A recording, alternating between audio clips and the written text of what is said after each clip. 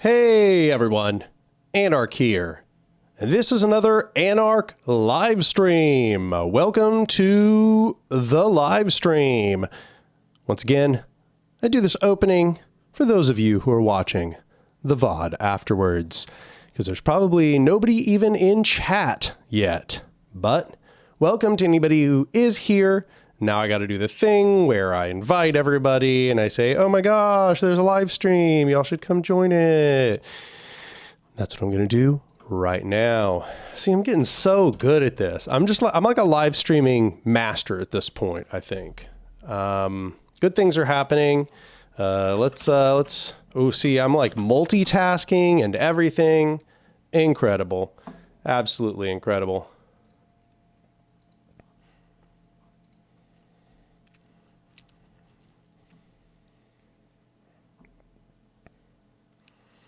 How's everybody doing today?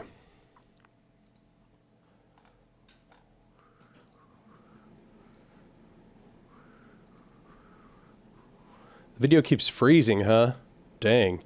What about the audio? Is the audio freezing?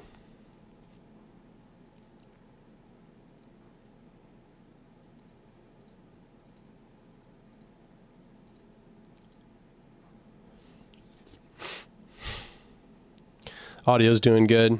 Okay, well, I'm trying to fix it. Let me see what I can do. Probably got a bunch of stuff open that I can close. Tell me if it gets better. I'm just going to be closing stuff off in the meantime.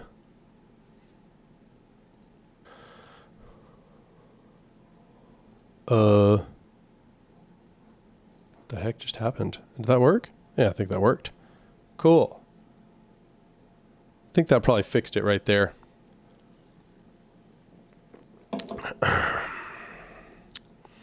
E. McKnight asks, hi, Anark. Anything exciting happening with Cooperation Tulsa? Actually, yeah. We just planted like 30 fruit trees and 2 fruit bushes on the land, which is pretty sweet. We're just kind of planning for the future. And honestly, 30 fruit trees producing fruit is a lot of fruit. So we have gotten all of those as clippings from other trees, so hopefully they should fruit within the first few years, but it is definitely planning for the long term, and we are going to be planting a bunch of crops in beds very soon and in ground, mostly a bunch of tomatoes.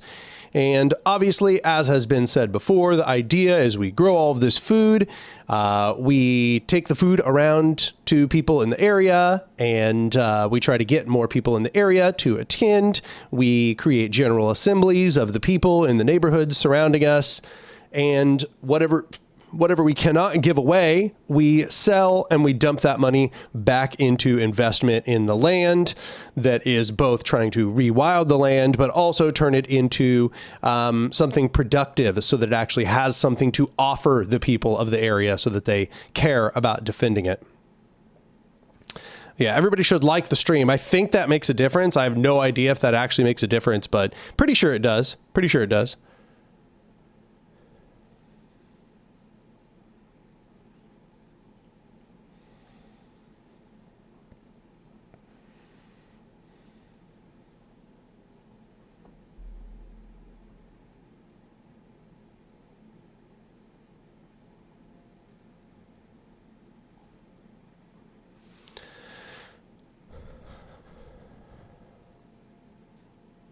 Ismavolt says, what's your favorite fish? Please give a complete answer. You know, I love fish, but I don't think I've ever chosen a favorite fish. Big salmon fan. Salmon's pretty sweet.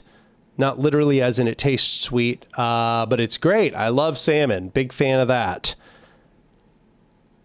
Conrad says, have y'all considered developing a food forest? Kind of sounds like you guys are on that path. Yeah, no, we are on that path.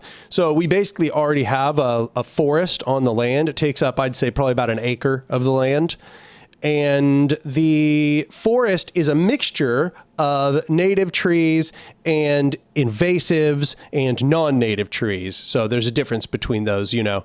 There's a difference between something being invasive and non-native. Some non-native things aren't really invasive. That is to say that they don't like do damage to the other things around them. They don't crowd out all the other crops. So it's a mixture of native, non-native, and invasive trees. So what we're doing is we're trying to trim back invasives, and then where the invasives were, we are planting fruit trees. And some of those, or a lot of those, are non-native, but the idea is we want to create a lush food forest that is a mixture of native trees and fruit-bearing trees. We are also, however, planting some native fruit-bearing trees, such as pawpaws. So, yes, we are creating a food forest out there as well as an agricultural hub more generally. A cat on YouTube asks, what are your thoughts on methodological anarchism? I am not familiar with that phrase. I think I've heard it before, but I'm really not sure what it's getting at there. Confused Lefty says, what are some contributions people with computer science backgrounds can give to the movement? So, you know, I've answered this one numerous times, but I'll just emphasize once again, creating applications which are encrypted, which keep us safe, which, you know, have operational security, but do necessary tasks within our organizations is a really important thing for people to begin working on. So, you know, apps that coordinate our energies, that are things like, you know, replacements to Slack, or you know, decision-making systems, replacements to Discord, things that have like voting and consensus integrations, things that help us communicate and coordinate. Those things are highly valuable. I think I saw somebody recently was starting on one called Pref Engine. And it looks like there's several people that are working on that. But yeah, I mean, we need people to create anarchist killer apps, you might say.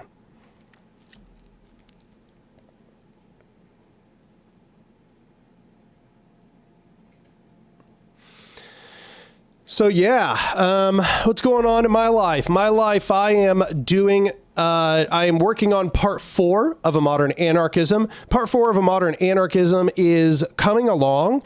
It's kind of hard to give it like a percentage of how far finished it is, but if the video is split up into numerous sections, which it looks like there's maybe 1, 2, 3, 4, 5, 6, 7, 8 sections in the video. I'm currently doing visuals for section 7, and section 8, the visuals will just be mostly me talking to the camera. So that means that I am getting very close to being done with the visuals for the video. However, it is probably going to still take me a few more weeks. And then, of course, there will be a whole process with me polishing up the video to be released.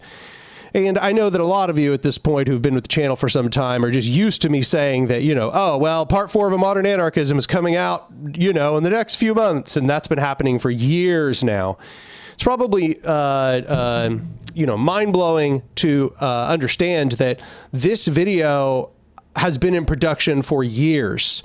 The script writing process, the recording process, video production, all of that. It's been going for so long at this point. I'm so ready to be done with A Modern Anarchism, and the end is in sight. However, I'm trying not to think too much about the end because it is important that I just keep my mind focused on getting it done. It's more important to focus on where I'm at in the process than how close I am to the end, because then I start getting eager and then I get anxious. So sorry that it has been taking so long for part 4 of A Modern Anarchism to be finished. I know that there are a lot of people who began watching the channel precisely because I made these very in-depth video essays, and it's been so long since I have released one that, you know, that's probably disappointing to a lot of people.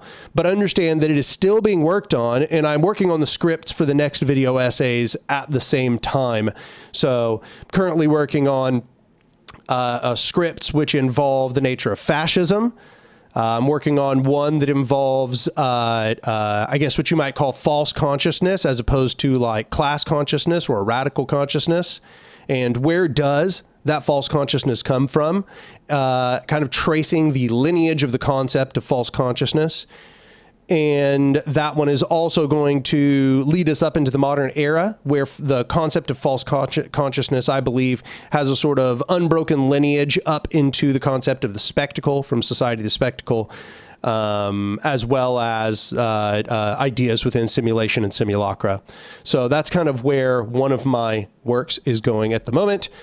Those are the two major ones that I'm working on.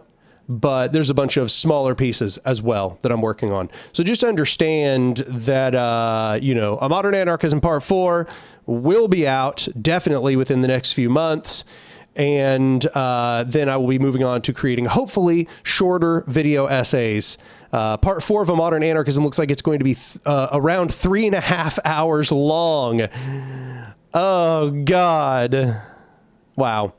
Anyway, it looks like I missed it. In the meantime, Mike donated 5 Anark memberships, and I appreciate it so much. Congratulations to all of you who got the membership, and I appreciate y'all following the channel and being fans of the channel and contributing to the channel, because, you know, if it weren't for y'all contributing to the channel, I wouldn't be able to do this. You know, I just want to remind y'all that, you know, I rely on the income that comes from this channel. And that means those of you who become patrons, that means those of you who are donating on stream, that means those of you who are giving away memberships like this person.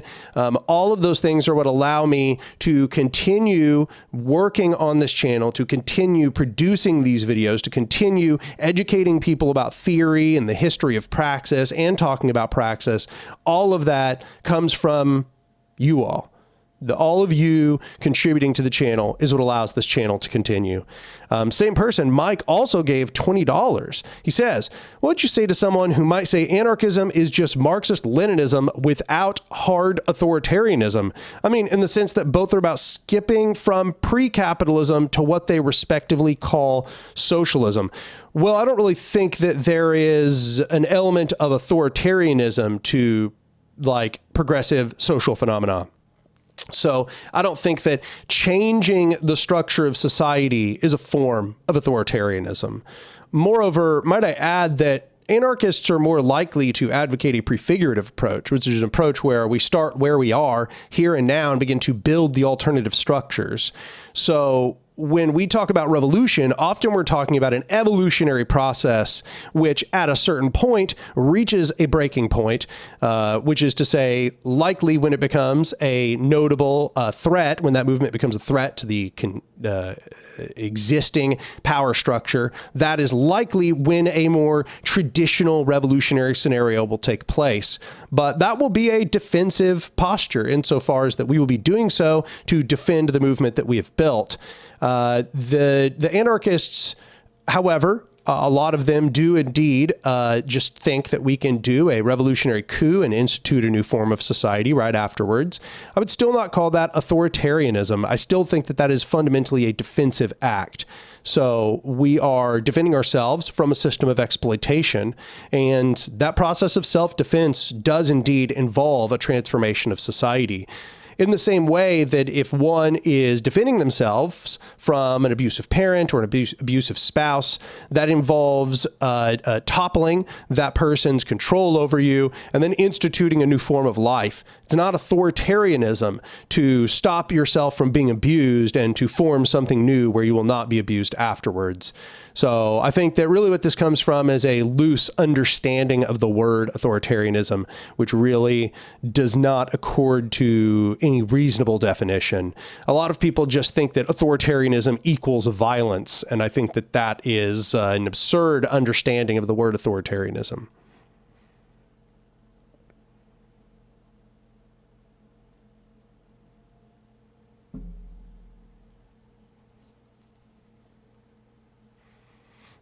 I've not watched any of Andor Season 2 just quite yet. I tried to log into Disney Plus, but it kept giving me errors. So, yeah, I don't know why that is.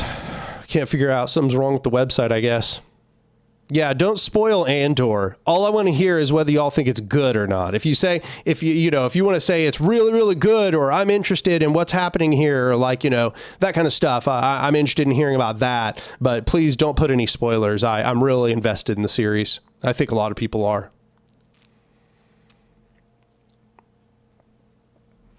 Confused Lefty asked, is systems theory empirical science?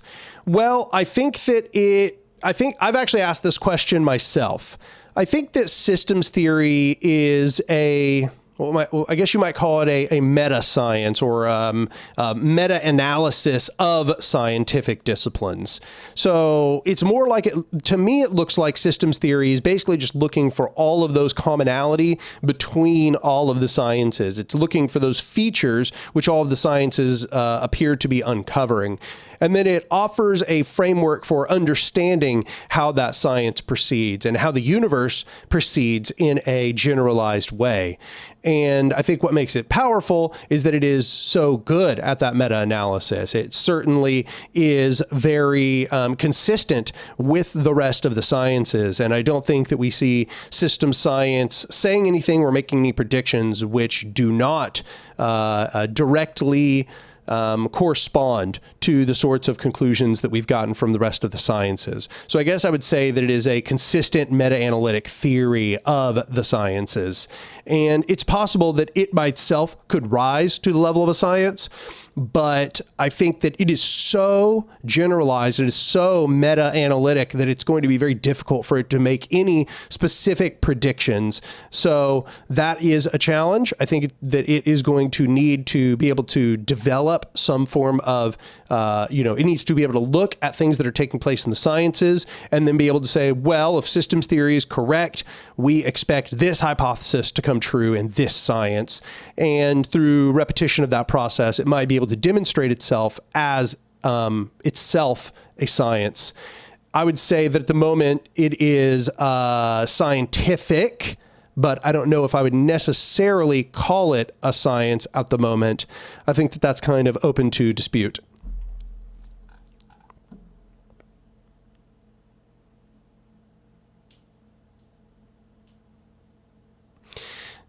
Lloyd Hunt has become friendo again. I appreciate you being here. Good to see that, lots of people still renewing their YouTube memberships. One of the ways that you can contribute to the channel. Knowledge and Defense says, I just found out the EZLN doesn't use money internally. This means they're closer to communism than we thought as much as possible. Plus, we can't judge them based on their poverty levels. Thoughts? Yeah, I think that it's a mixture. I think from what I understand, they distribute things which are needs decommodified. And that includes things like food and housing.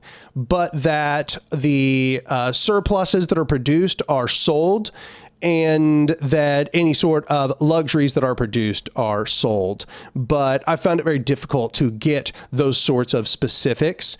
The sources I found seem to suggest that at least the food is being distributed decommodified, and that housing and land is decommodified. In fact, land doesn't even have owners, as I understand it. It's not like distributed ownership. It's no ownership, as in nobody owns the land. Oh God, the cat's screwing with things. Okay, you can't do that, kitty. Can't do that. Whoa! Look how big he's gotten. Look how big he's gotten.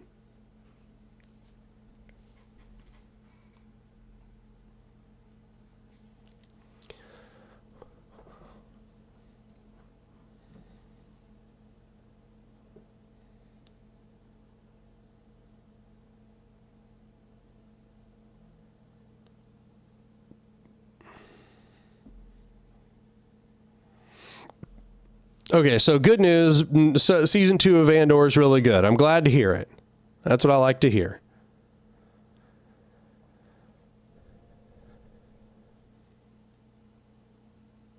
What was the cat doing? The cat was messing around with the wire to the mic. So the mic might have gone out. That's what I was worried about.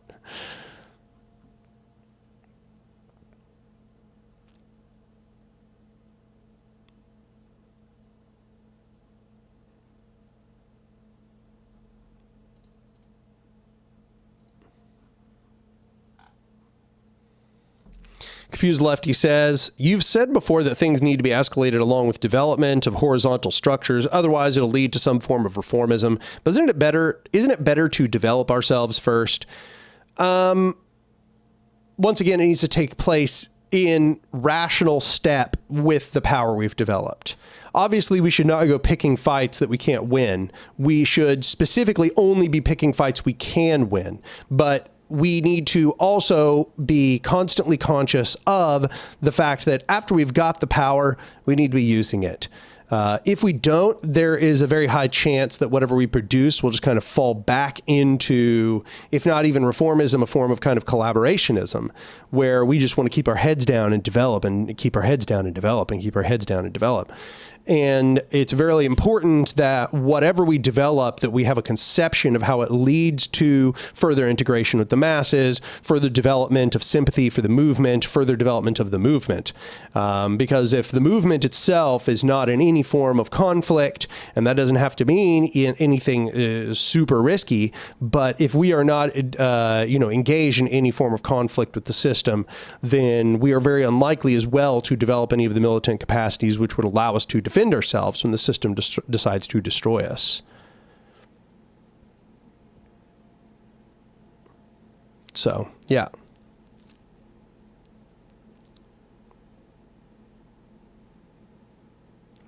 Chose a list. Oh, I haven't watched that documentary yet. I've spread it around a little bit, but I need to watch it soon. An acquaintance or a friend of mine that I've met, Rowan, literally visited the Zapatistas, made a documentary about them, and it has been released, I think through maybe the channel is Modern Insurgent. I'll give everybody a link to it so you can go watch it, but it's about the Zapatistas. So let's see here. Modern Insurgent, Zapatistas. Yeah, the channel is Modern Insurgent, and the video is called The Zapatista Uprising 30 Years Later. The streets of it. So I will link y'all to it so that you can watch it yourself. He told us all about it. When I went to the Dual Power Gathering, he told us all about his visits, and that was super interesting. So I suspect that there will be a lot of really good insights in this documentary. So everybody should go watch it.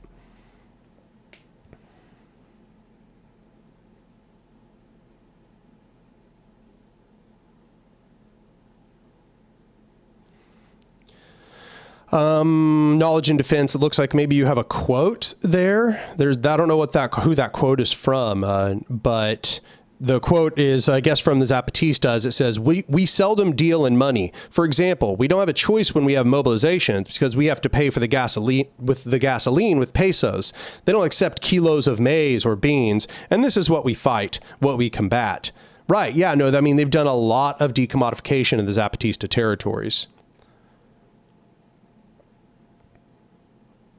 Beatrix says, besides the Society of the Spectacle, what do you think about the Situationist International, namely their version of urbanism and psychogeography?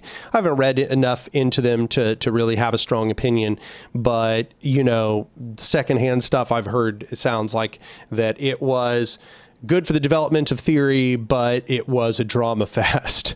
But once again, I haven't read enough about them to have that kind of strong opinion, so... Confused Lefty, I don't want to spoil anything for anybody who's watching the show, so not going to talk about what's happening in the show.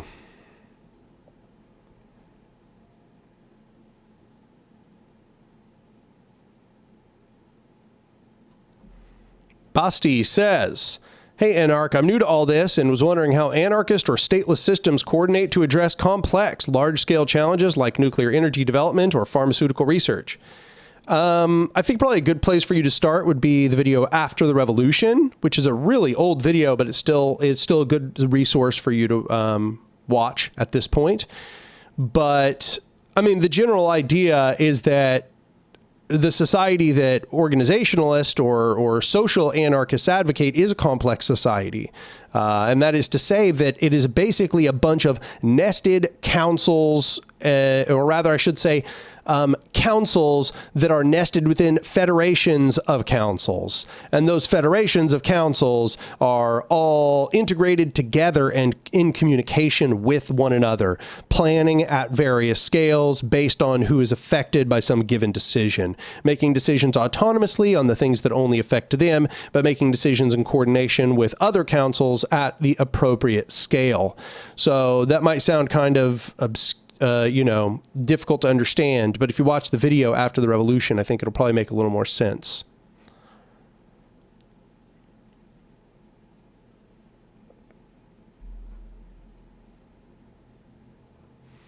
Chimichanga says, you have a lot of faith in people. No, I don't think I have a lot of faith in people. I don't think that people are either good or bad. I think that people are adaptable to their circumstances. So whatever kind of situation you put them in, that's the sort of situation that they will adapt themselves to. And the more widespread that situation, the more that they will begin to accept it as the condition of living. So that is to say that if we create a anarchist society that spans the region or the continent or maybe even the entire planet, that people are going to adjust themselves to existence within that system. And that means that they will take on the mores of that society, the norms, the values of that society. They will understand the importance of their place within that system, because that system is how everything functions. Their children will grow up in a society where they understand that system and their place in that system and the importance of them engaging with it. And that's what I believe. I don't believe that people will magically, be good, or that everybody's just going to spontaneously do a revolution, or that, people are quote unquote inherently good. I believe that people just are. People do things which are good, people do things which are bad, and they act within the constraints of the society that they've been given.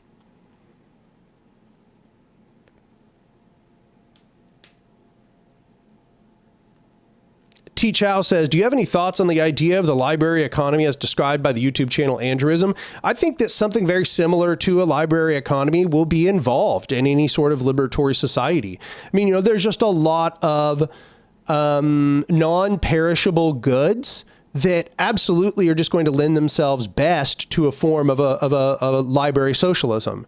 But I guess my only concern about a library socialism is what it does with perishable goods. You can't really share perishable goods. An ear of corn just gets consumed. You don't really get to borrow an ear of corn and return it later. And that's something I've talked to the Seriously Wrong boys about.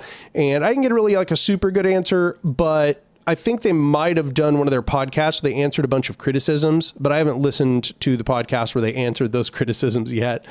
But that's my only concern with it. I don't think that it's going to create a model for an entire society, because you can't do a library of perishable goods. You can only do a library of non-perishable goods. But I'd be really open to hearing some way that could function if people have ideas.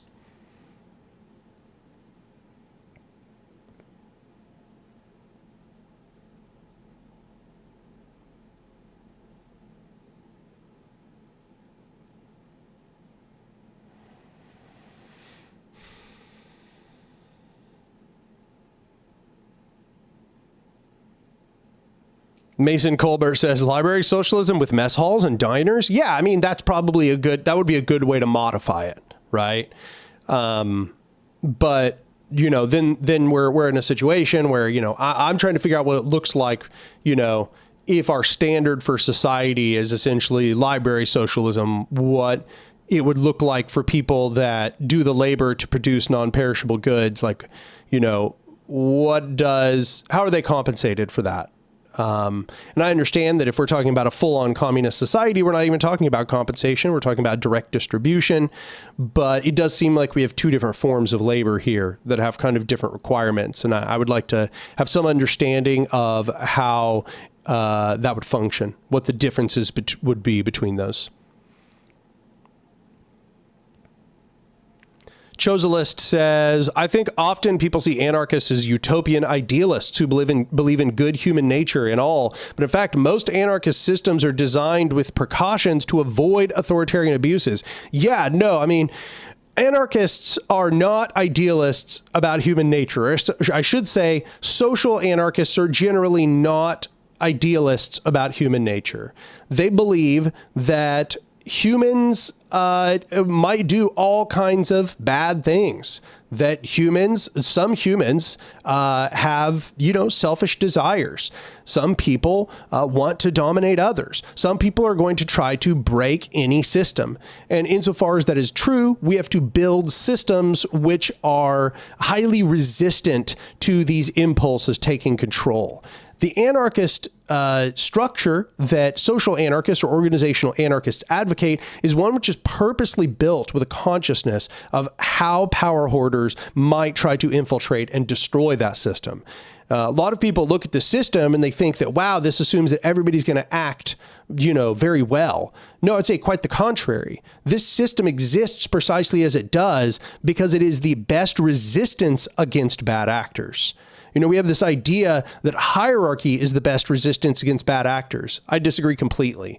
Hierarchy is the system that enables bad actors to get control over others. Those hierarchical positions of power are precisely the places that bad actors are going to infiltrate and take control over, and that is going to lead to the destruction of the system. And there's almost no way to build a hierarchical power structure such that that does not happen. We've seen every variety of hierarchical power structure infiltrated and destroyed by individuals who are power hoarders who want to dominate others.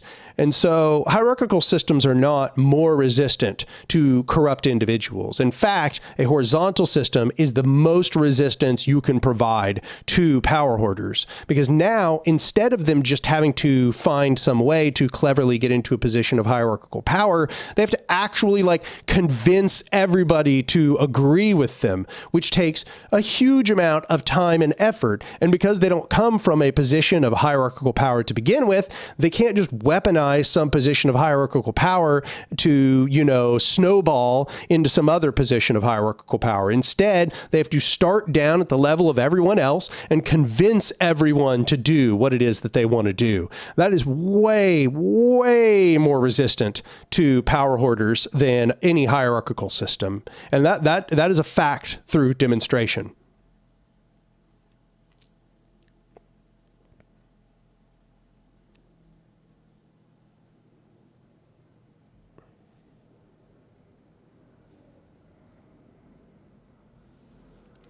Confused Lefty says, I still find it difficult to imagine an intelligence collecting group under anarchist framework. If everyone needs to know about some info to vote on it, doesn't it defeat the whole purpose? Yeah, no, I think that's one of the biggest challenges. I actually think that intelligence is a big challenge under a horizontal system, because those who need the information is almost everybody in many occasions. And then that, as you say, defeats the purpose of secrecy. But I think that there probably can be methods for getting around that. Some of those being having auditors, people who are empowered to go look at all that information and then do an assessment of whether some form of secrecy is worthwhile. Also keep in mind that, the secrecy might only be breached for the people that are making some decision which is pertinent to the information which is being kept secret, which may only be a small group of people. Not everybody has to decide on every decision. Those who are affected are the ones who decide. So those who are affected may only be a group of 3, maybe a group of 20, maybe a group of 50 or whatever. And then that is the group of people who would be briefed on that information. And yeah, you're right that is going to present challenges in maintaining secrecy. But I think that is precisely the sort of system that will have to be built, not a system of absolute and full disclosure, because that will lead to difficulties, especially in times of conflict. But I think that we are definitely going to have some form of auditing. There would have to be some form of authorized disclosure to those who are affected by some piece of information, and those who are making decisions about some piece of protected information.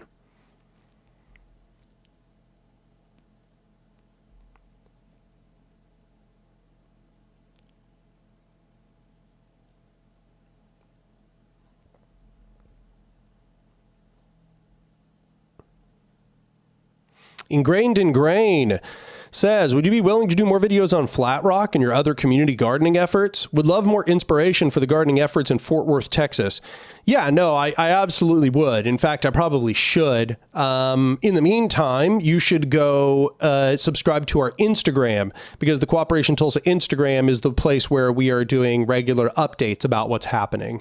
So if you go there, you can see a whole history of videos we've uploaded about Flat Rock and our progress there. But I should absolutely do more videos about Flat Rock here on the channel, because I think a lot of people here on the channel are interested in it. Okay,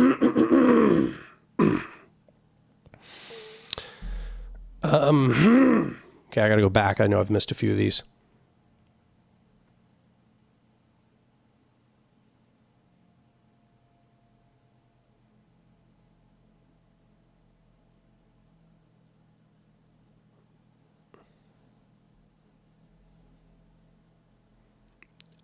Rich X says, so-called social anarchists have among them the worst actors. Oh, you retracted it. What was weird about that is you were calling the list of people you just made, none of them were social anarchists. Those are all individualist anarchists you just listed. Very confusing. Let's see here.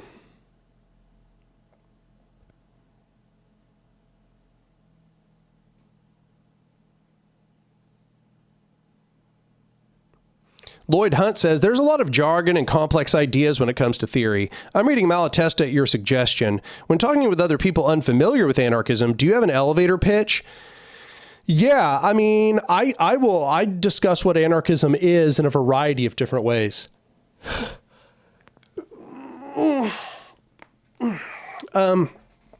Generally what I say is it's the belief in a horizontal society. A lot of people, I'll tell them that it is direct democracy taken seriously. That is to say, everybody voting on all of the things that affect them. Those who are affected decide. These are the sorts of things I generally start with, because these are the ways that they understand it best. If they kind of understand general political terminology, what you could say is that anarchists believe in federations of directly democratic councils that are situated in every community. That's one way you could describe it to them. Even if that is not like strictly exactly what's going on, then it at least lets us begin a conversation about what it would look like, how it would deal with problems, etc. It gives them a vision of what sort of society it is that anarchists are proposing. So I almost always use the phrase of direct democracy, councils, federations, or confederations. That helps them understand it better. These are the sorts of things that I discuss.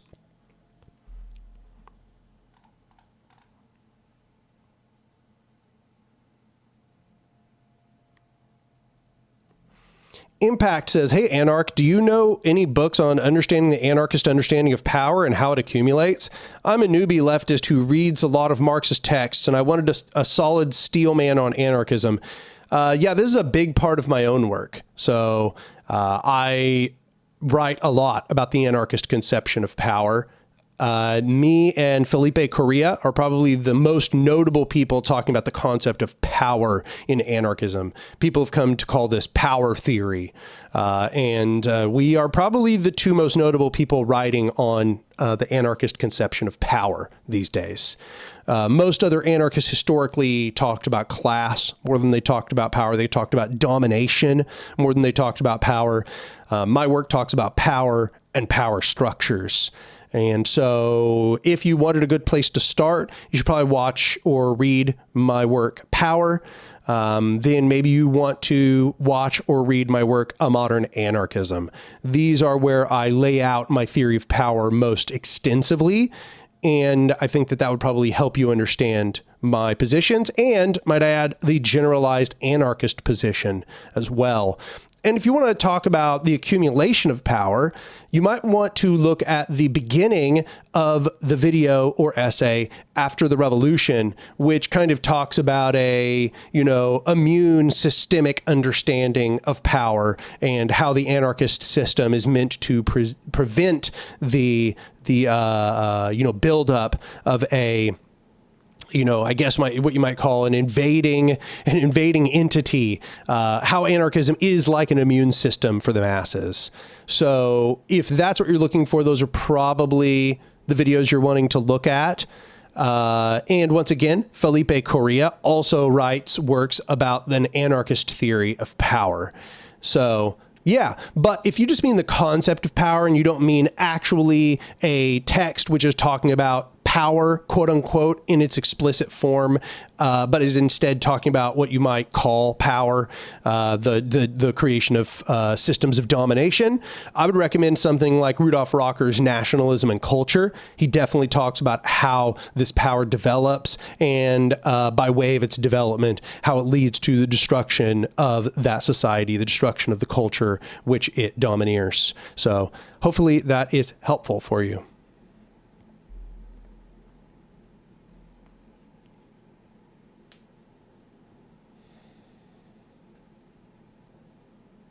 Lloyd Hunt says, direct democracy taken seriously. Great line. Well, I didn't create it. I'm pretty sure it was like David Graeber who said that. But he said, been going to a number of protests between here and upstate New York, and many people just insist on equating anarchism with chaos and violence. Yeah, I mean, anarchism definitely has a PR issue, and it doesn't help us that we have a lot of anarchists who insist on enforcing or reinforcing that idea that anarchism is chaos and violence, and that's good. Really unfortunate that anarchism contains both people who agree and disagree with a statement like that. So yeah, that's sort of a challenge. Sometimes if a person insists that that is what anarchism is, then you should call yourself a libertarian socialist or something. Just, whatever is going to work to convey to them. I've called it systems anarchism before. Whatever is going to help you get through to them what you actually believe, because so much of the time words obscure what we actually believe, and you spend all your time trying to break through the veil of what they think that word means, and you are unable to convey to them actually what you believe because they insist you believe something else. So yeah. Clitari, Felipe Correa, let's see here. Horizontalism, another person said. Felipe is F-E-L-I-P-E. Oh, okay, there's another Felipe Correa, which makes it hard. Yeah, F-E-L-I-P-E-C-O-R-R-E-A.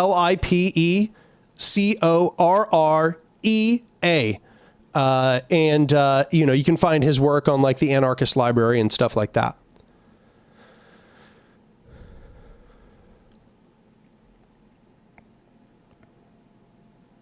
Cursed Chaos says, what do you think of this conception of anarchy? A society where all power is derived in directly democratic councils via consensus.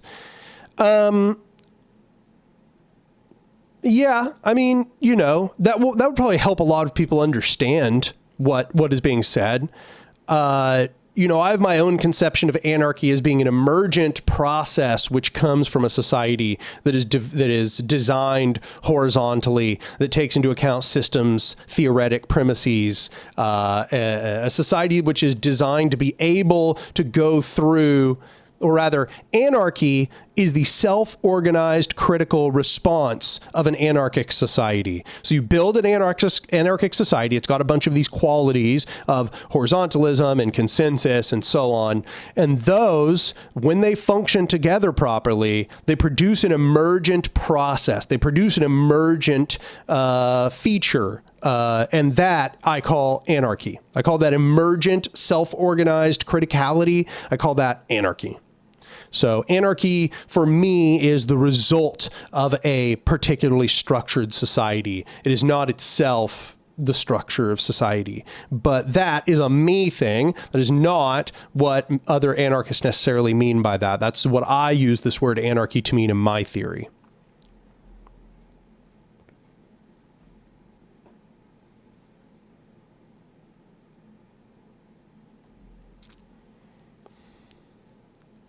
Ingrained in Grain says, how do you feel about egoism and individual anarchism? I know you're a social anarchist, and the egoists and individualists have been getting on my nerves lately.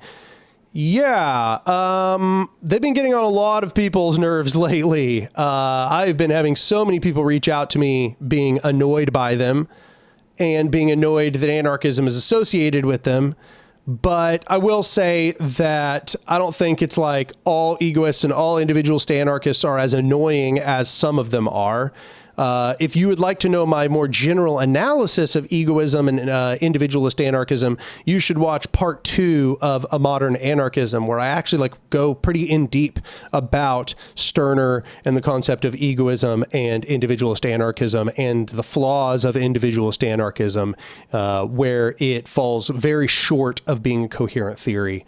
So if you're interested in my more in-depth analysis, you should go watch part 2 of A Modern Anarchism, or you can read it on Anarchist Library.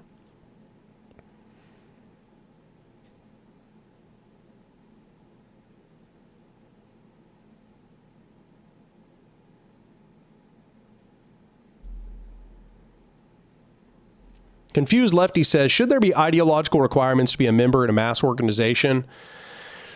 I mean, if yes, they should be pretty lax, because it's a mass organization. You know, obviously there are just going to be some basic, you know, requirements. Like if you're in a mass organization and you're oriented around anti-fascism, let's say, obviously you're not going to let fascists in. If you're in a mass organization, say a union, and your whole purpose is class warfare, then obviously you're not going to be letting people from the bourgeois into your union. But in a general sense, mass organizations should have pretty lax ideological standards, because that's sort of exactly the point of a mass organization. The more strict your ideological standards for a mass organization are, the less mass your organization will be, and therefore the less effective it will be.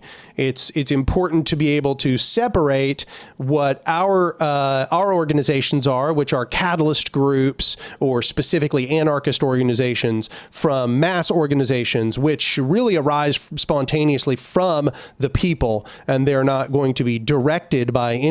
They are simply the action of the people, and those aren't going to have the same strictures as one of our catalyst organizations or our specifically libertarian socialist organizations. So don't get those too mixed up, because you will hamstring the mass organization if you try to impose too much ideological stricture on it. Pillowwood says, isn't there always something emergent in any society? How would you know when that emergent thing is anarchy? Because that emergent thing would come from the anarchistic society that I'm describing. So it would have to have those elements of a horizontal society, which are described in anarchist theory and really are just described more generally in libertarian socialist theory, a society where the people govern, essentially.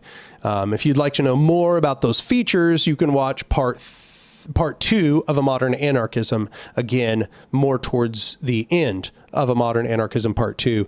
I'll talk about those features, and really all throughout Part 2 of A Modern Anarchism, which is titled Anarchy, I talk about the features that lead a system to be able to even experience emergence, and how anarchism is really the only theory which is producing which is positing those values which would lead to a system which has emergence.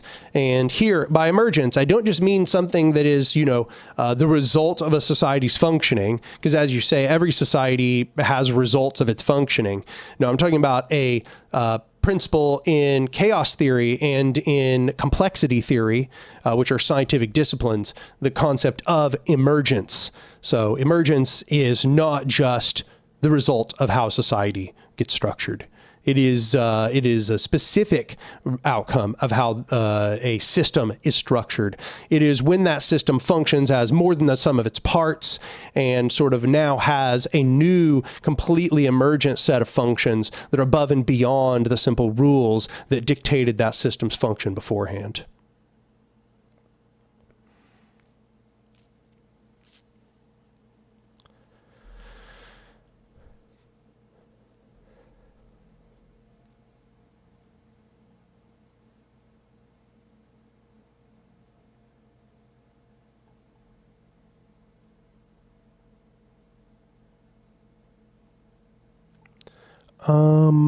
Saw somebody talking about, oh yeah, You're Lousy says, I've been introducing myself to Stoicism. It seems very individualistic. I'm not sure how it deals with mass social change since it teaches to not be concerned with what you can't change. Thoughts? And then he goes on to say, I'm appreciating the practical aspects of Stoicism, though. It's helpful lens for day-to-day life.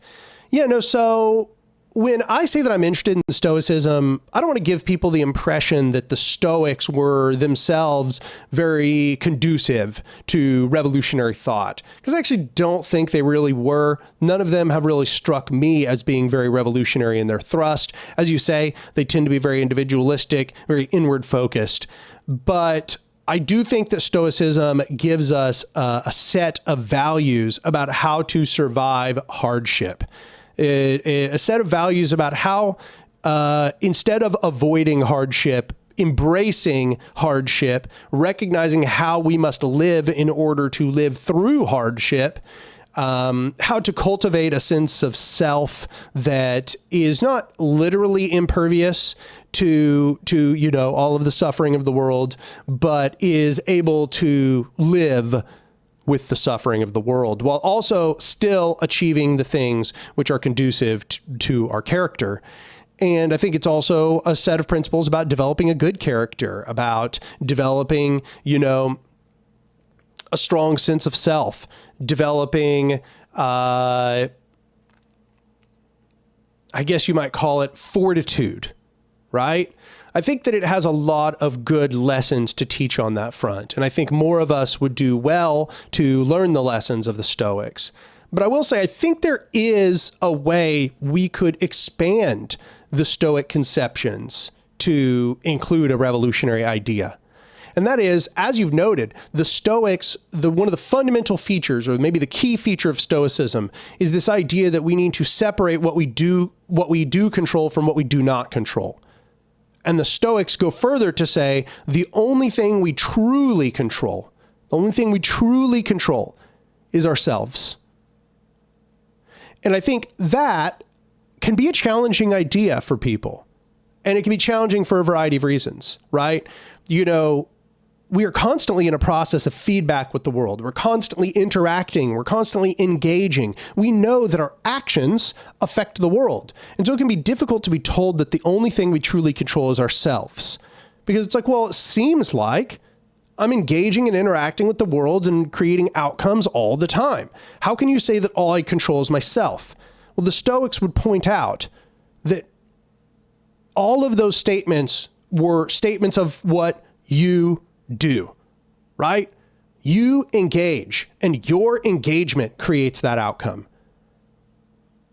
You don't have a control outside of those engagements, outside of your behaviors, outside of your control over yourself, outside of how you interact with others. You don't control any of the actual outcomes other than what your input is, right? That's all you actually control. So, for example, say, a friend of yours is in a bad place. Say they're super depressed. And you go to them and you give them a pep talk. Well, let's say the pep talk doesn't work. Well, you could beat yourself up about it, and you might ideally want to still try to cheer them up or try to dig them out of their depression. But you have to recognize that ultimately you don't actually control whether that person digs out of that depression. You might be able to contribute to them being able to dig out of that depression, but you don't actually control that. You don't have control over that. You don't have control over them. You only have control over your own actions. You have control over what you say. That's it. That's all you do. You have control over your body, what you think, how you say the things, how you engage with other people. And that's where your responsibility lies, is how you act and how you act in the rest of the world with others. Okay, so the thing is that in a sense, that's really just a statement of fact. That's really not something anybody could dispute. except for somebody who believed perhaps in like manifestation ideology or some kind of supernatural magical powers. If you believe in the supernatural, perhaps you don't believe in that, but I don't. So none of those things are really relevant to me personally. So then how can we understand this in a revolutionary sense? Well, I would say that you still should practice a revolutionary self-responsibility. Yes, everything is about what you do. You only have control over what you do, but your actions can contribute to that transformation. Once again, you don't have control over the transformation, but what you do can contribute to that transformation.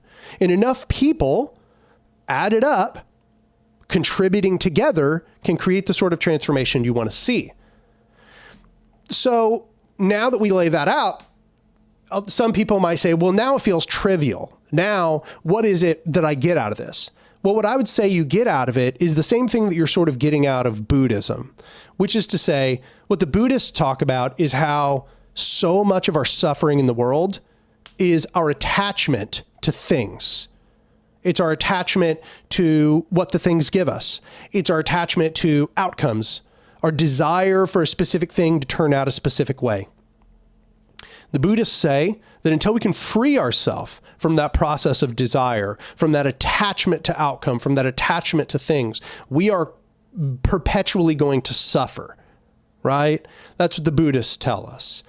And this cycle of suffering is never ending insofar as we keep desiring. We keep wanting certain things. We keep getting attached because all things, over time, they pass away. They change. They no longer remain in their original form. And so becoming attached to anything is to become attached to something that will one day be gone or will change its form such that it is no longer the thing that you wanted anymore. And that attachment leads to suffering.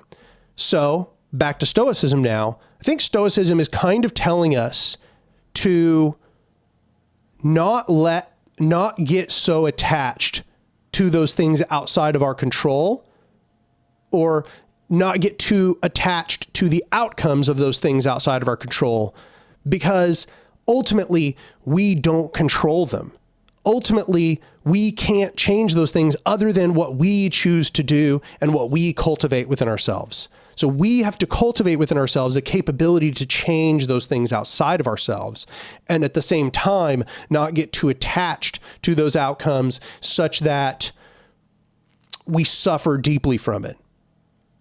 And part of the reason why I tend to kind of fall on the Stoic side of this is because I accept that life entails suffering. I'm not trying to escape the suffering. Insofar as I draw something out of Buddhism, I agree with them that attachment and desire leads to suffering. But I think I personally take the path of the Bodhisattva, which is someone who's not trying to achieve nirvana, somebody who's not trying to escape the cycle of suffering, but instead someone who can become capable of withstanding the cycle of suffering, recognizing that it is through that desire, it is through the attachment to those better outcomes that I can commit myself to transformation of the world. But I also have to recognize that in that commitment that I will suffer, that I will be sad, I will be depressed, I will be disappointed, all of those things.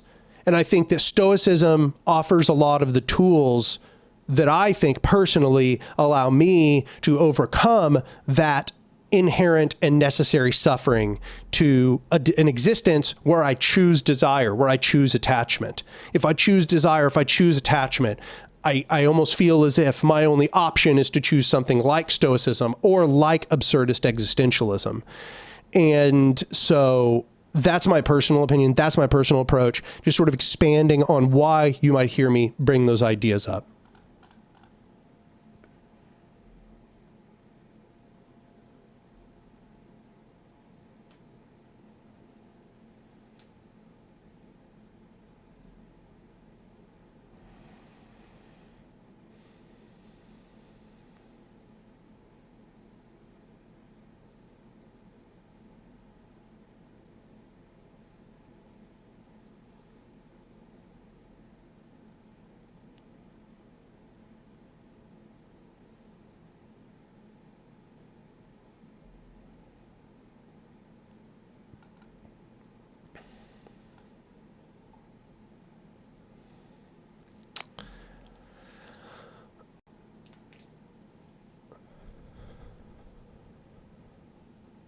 Clatari says, this attitude really helps with looking at all the awful news all over the world, recognizing you can't directly affect most of the world, so you should just focus on your immediate surroundings. Yeah. That is how I survive, you know? Like, that's how I survive. I keep up to date on these things, but I try not to dwell too much on things I don't have control over. You know, I want to learn about them, but I want to learn about them because they inform my praxis. They inform my understanding of how systems function. So often when I'm intaking these things, I'm intaking them with the interest of learning how systems function, learning about the conditions of the world, learning about, you know, how I might have to confront those difficulties or how that sort of thing might happen here. And then how my praxis would have to change, how the organization would have to change its structure, et cetera, et cetera. So I try to engage them in that sense, because if I think I realized this really young, is that if I suffered the appropriate amount as per the information that I was learning about the world, that I couldn't control, about what was all happening around the world, if I could truly contemplate the scale of suffering that people are going through all over the world every single day, it would be absolutely and utterly debilitating. Nobody could function under the weight. The amount of suffering in the world is titanic. It is beyond our capability to grasp. If we were to, for a single moment, grasp the enormity of the suffering in the world, we would be utterly crushed by it. Utterly crushed. But it's not to say that that is bad to feel that from time to time. I think that it's necessary to get in touch with that from time to time. It can actually sort of stoke the fires of a revolutionary impetus. But I will say that some people, I think, sort of fetishize it. Some people get kind of addicted to the feeling of depression, addicted to this feeling of suffering, addicted to wallowing in it, to the hopelessness. A lot of the time that hopelessness feels easier than standing up and walking forward into the darkness, walking forward into the difficulties of the world, practicing a principled bravery, a commitment and a focus upon the conditions. I think that some people get a little bit too worked up in it. They get a little bit too tied up in all of that stuff. And I think that Stoicism does give us some valuable tools about separating what we can control from what we cannot control, and asking ourselves, what is our possible influence in that situation? Hopefully that helps as a little bit of a clarification there.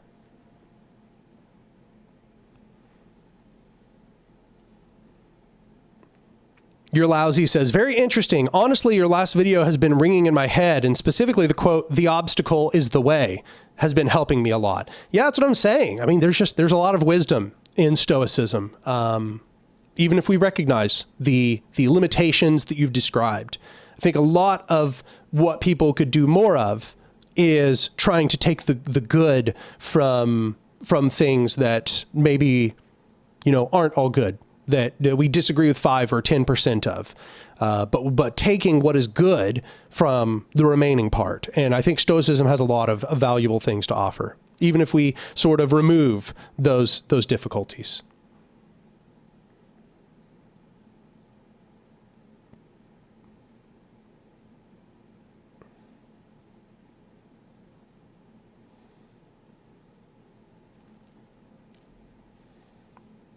Beatrix von Hayden says, suffering is caused by the process of production, which determines everything in human society. And then you said, oh, you're responding to someone else here. I see. No, I don't think suffering comes from just the process of production. Production can be joyful. You know, production in many societies was a joyful process, infused with play and communion and community itself, with connection with the environment. You know, it's not to say that it wasn't hard, but I don't think there was suffering in the sense that we experience by way of alienation under capitalism.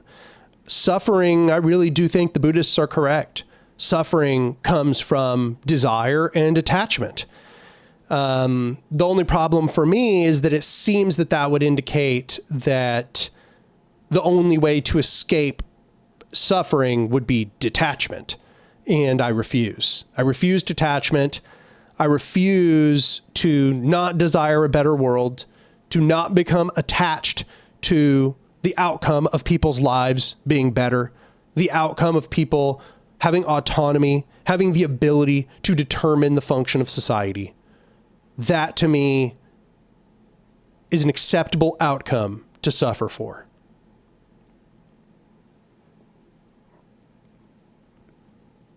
Manu Barrow says suffering is transversal to all living beings, isn't it? Yeah, I think so. I think suffering comes along with existence, frankly, because pretty much to exist is to desire. And this is where Deleuze and Guattari go with their thought, because, you know, you have to desire to not die from dehydration, to drink water. You have to desire to quench your thirst, right? I think that it's the scale of attachment that probably leads to suffering. It doesn't necessarily lead to immediate term suffering, but in the long term, it leads to suffering. Because everything is ephemeral. This is one thing that the Buddhists are right about. Everything in time changes. So the attachment to anything is to become attached to something which will in time change or pass away.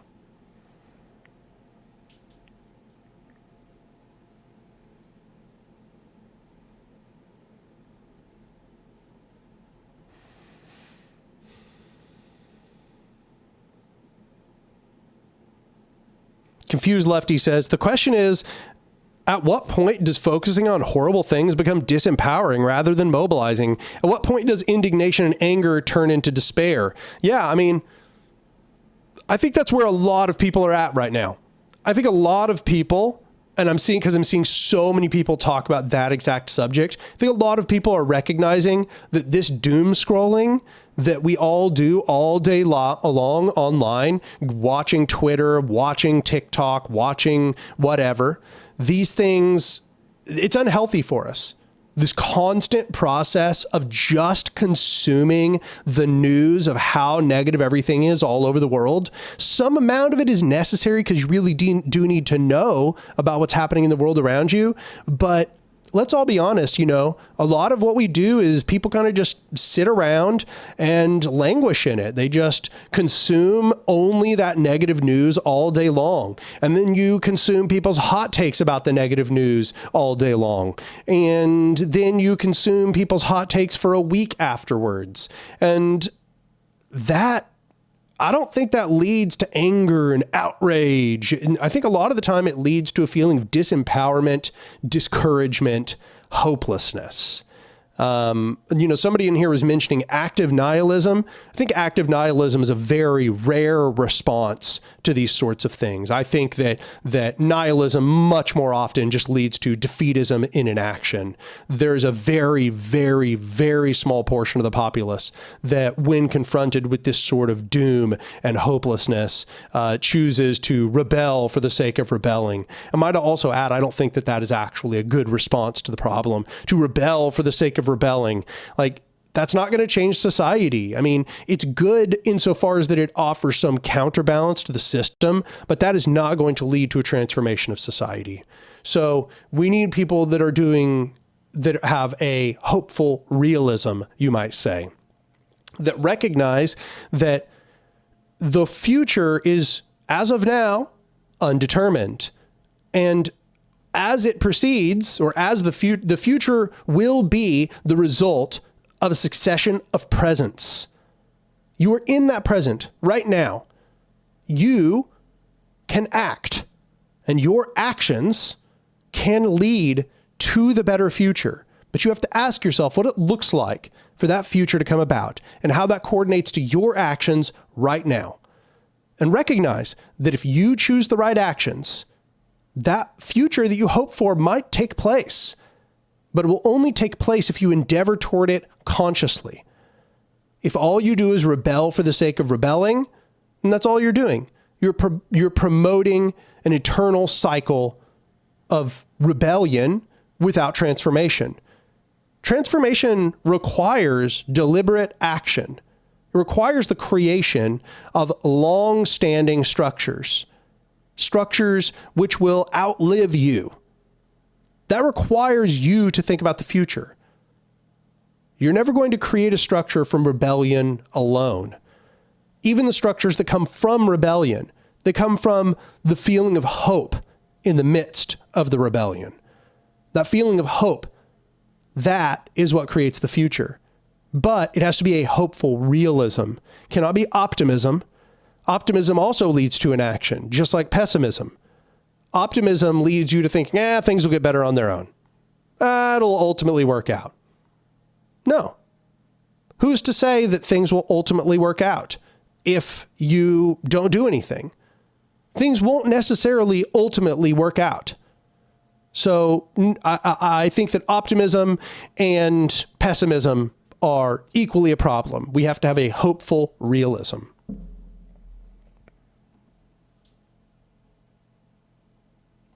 As Shellshock says, planting trees which we will never sit in the shade of. Yeah, there's a famous saying. I don't remember what it was. It was like, societies grow great as old men plant trees under which the shade of they will never recline, or something like that. What is it? Societies grow great when they plant trees under which they will never sit, something like that. Yeah, here it is. A society grows great when old men plant trees in whose shade they shall never sit.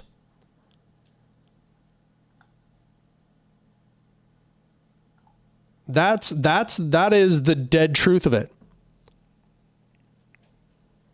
That's what's really up.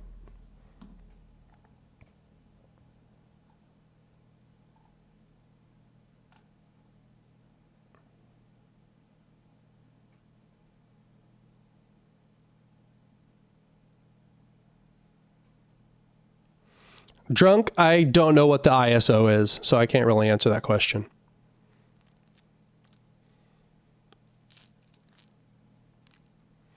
Knowledge and Defense says, do you believe in historical/dialectical materialism in the broad sense of material conditions creating ideas and vice versa, not the rule set the ML's made up, or compatibilism, free will also exists?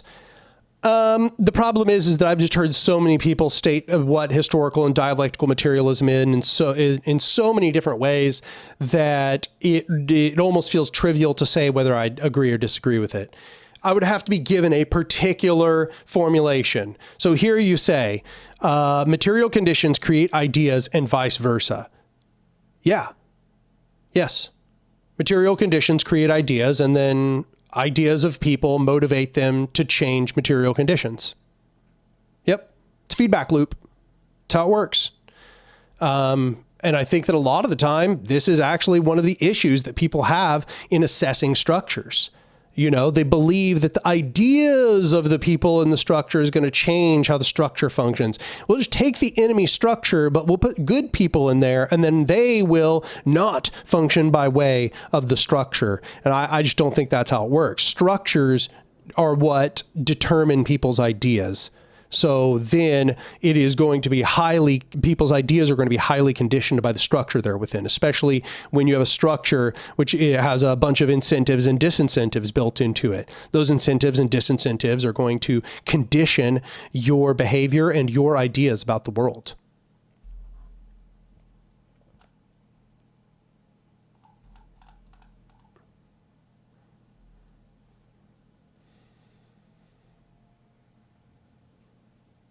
Manu Barrow says, yeah, hope is letting go of attachment to the future, and optimism is more belief for the sake of it.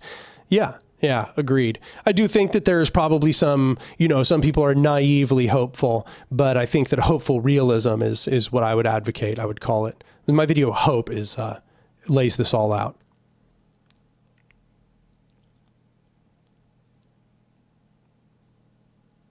Or as Urban Radagast says, fighting for a sunrise you'll never see. Good Andor reference. I burn my life to make a sunrise that I know I'll never see. Yeah, it's such a good scene. That's an incredible monologue. One of the best monologues I've ever seen.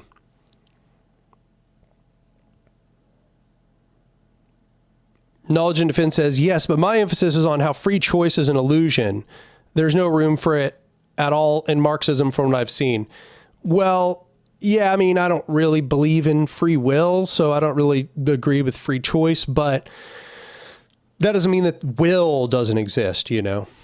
If there was no capability to have, you know, ideas outside of structure, then who are the Marxists?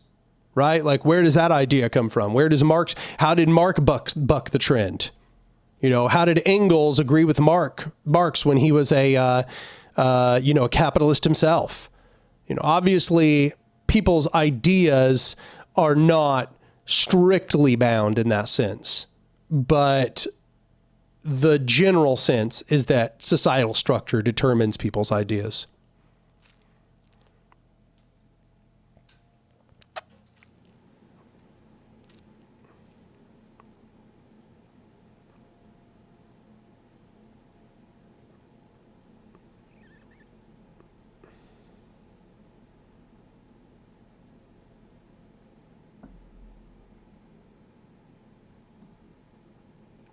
Thoughts on objectivism and Ayn Rand? I mean, truly one of the most selfish, greedy, parasitic ideologies ever developed.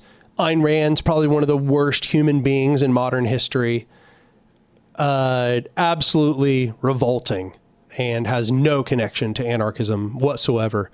I would say is almost the apotheosis of anarchism. It's a sort of foundational ideology to fascism.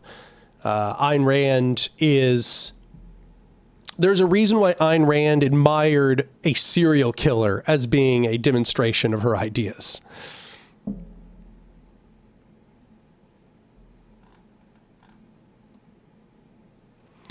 Is objectivism basically just fascism? Yeah, it's like the foundations of like anarcho-capitalist thought. I mean, not literally, like most anarcho-capitalists don't say that I'm an anarcho-capitalist because of Ayn Rand, but it basically is, you know, if you just kind of look at it, it's the same basic conceptions that other Ancaps hold.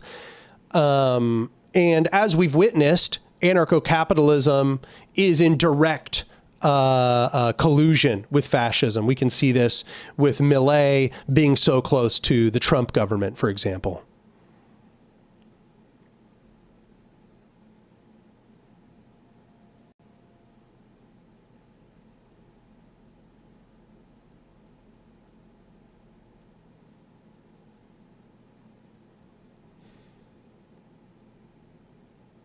Knowledge and Defense says, have you ever heard of compatibilism? Yes. I think compatibilism is a pivot. I think that it's not engaging with the content of the discussion, which is actually kind of what frustrates me about it. Compatibilism almost feels like somebody saw a discussion between two mutually exclusive positions and said, okay, but what if we just like redefine everything in the discussion? Then isn't there an agreement? And it's like, yeah, if we have a completely different discussion, then there's totally an agreement. But we're not having that discussion. So that kind of annoys me. It feels like compatibilism is just trying to step in, like it's giving a non-answer, in my opinion. Compatibilism is giving a non-answer to the discussion.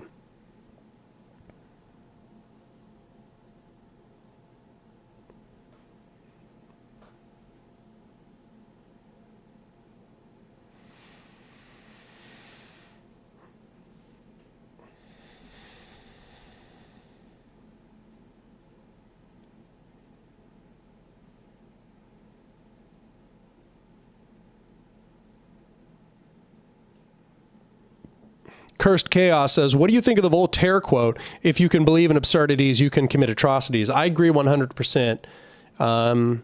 This is why I think it's bad to believe false things. As a general principle, it is bad to believe false things. Even if those things make you feel good, ultimately they won't.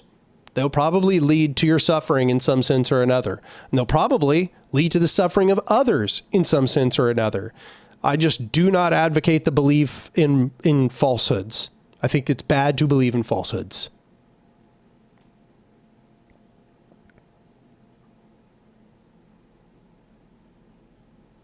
Mason Colbert says, my professor used to say compatibilists were determinists who were afraid that denying free will would make society collapse. Yeah, I think there's some truth to that. It's kind of the annoying part about compatibilism. Once again, they're stepping into a conversation where there are two mutually exclusive positions and they're trying to redefine the words and then saying, see, isn't there agreement after I redefine the words? And it's like, yeah, I mean, you're talking about something else now. So yeah, under that new definition, yeah, there's totally a collusion between those two ideas, but that's not what we're talking about. So sorry about that.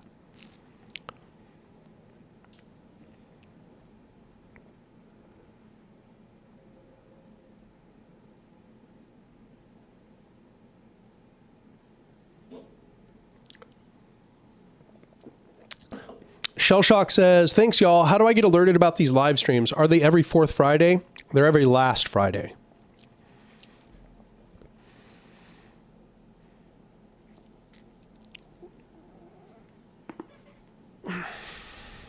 Prod Arc Sign says, what is free will defined as? The conception of free will that is being debated in the free will debate is the ability to choose otherwise. Okay, that is to say, instead of the determinists say, you're going to decide based on all of the causes that lead to the effect. And the effect is you making a decision, and we could, those causes are incredibly diverse. Your brain chemistry, the conditions of your upbringing, the information you've been given, the discussion, the tone of the discussion, the ideas that you hold about the person you're talking with, and the weather outside, and so on and so on and so on. These are all the causes of the effect of your decision. And if you were to, for example, rewind the universe 1 second and let everything just proceed as it did, that you would make the exact same choice if we were to press play again. That's the determinist position. And the free will decision, the free will idea, which really roots from a sort of pre-Enlightenment conception, is that you can choose otherwise, that, in that moment that you have almost a supernatural ability to choose. And I think that it only really makes sense in a sort of supernatural setting where there is a soul and the soul is guiding the body, almost like the soul is this thing that is outside of the physical realm and it pilots the physical body. I think that's what a lot of people are mistakenly thinking is what's going on, even if they don't think it's what's going on. They think there is a me that is above and beyond my brain and it controls my brain. Whereas the determinists are no, you are your brain. And so your brain is all tied up in the set of determined processes. You're making that decision because of a set of discrete causes that led you here. So if you believe that that's true, then you're a determinist on this issue. You don't believe in free will in the sense that's being discussed in the debate. So if we redefine free will to just be will, lack of constraint, for example, as Hume tries to make it, then yeah, of course, everybody has will. There are more and less constraint on people's abilities to make decisions as per the determined facts. I've described it before as when you think about you're in a car, right? Cars have a certain maximum turn radius, right? So if I cut the wheel all the way to the left or all the way to the right, the car can only turn at a certain curve, you might say. Okay. And that's it. It's limited on that. So you might say that, obviously there are cars with more turn radius and less turn radius, and that determines how sharply you can turn in the car. But it doesn't determine what angle you will turn the car at, if you get what I'm saying. Ultimately, you're only going to choose one path out of those possible paths. There just are more or less constraints on that. And I think that's what Hume's trying to get at. What's a lot of the compatibilists are trying to get at is but there's constraints on will. And there's you could have more options and less options. And that would lead to more and less freedom to make decisions. And it's true, but that's not what we're talking about back in the previous discussion. So I don't know if that helped at all.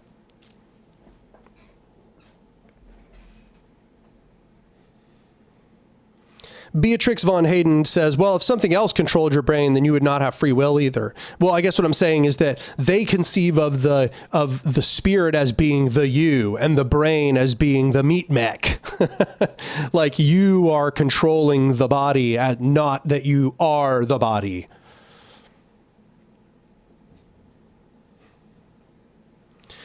Okay, Product Arc Sign says, so free will argument is more about, can someone make decisions without a brain? Wouldn't the existence of conservatives prove that conclusion?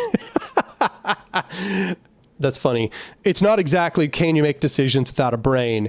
It's more that the people with free will seem to believe that you can radically choose as you please. You can choose without any, conception of determined of cause and effect, you might say.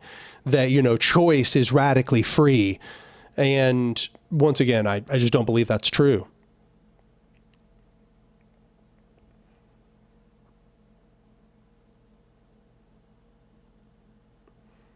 Knowledge and Defense says, wait, doesn't that mean even Hitler had no choice but to do the things he did?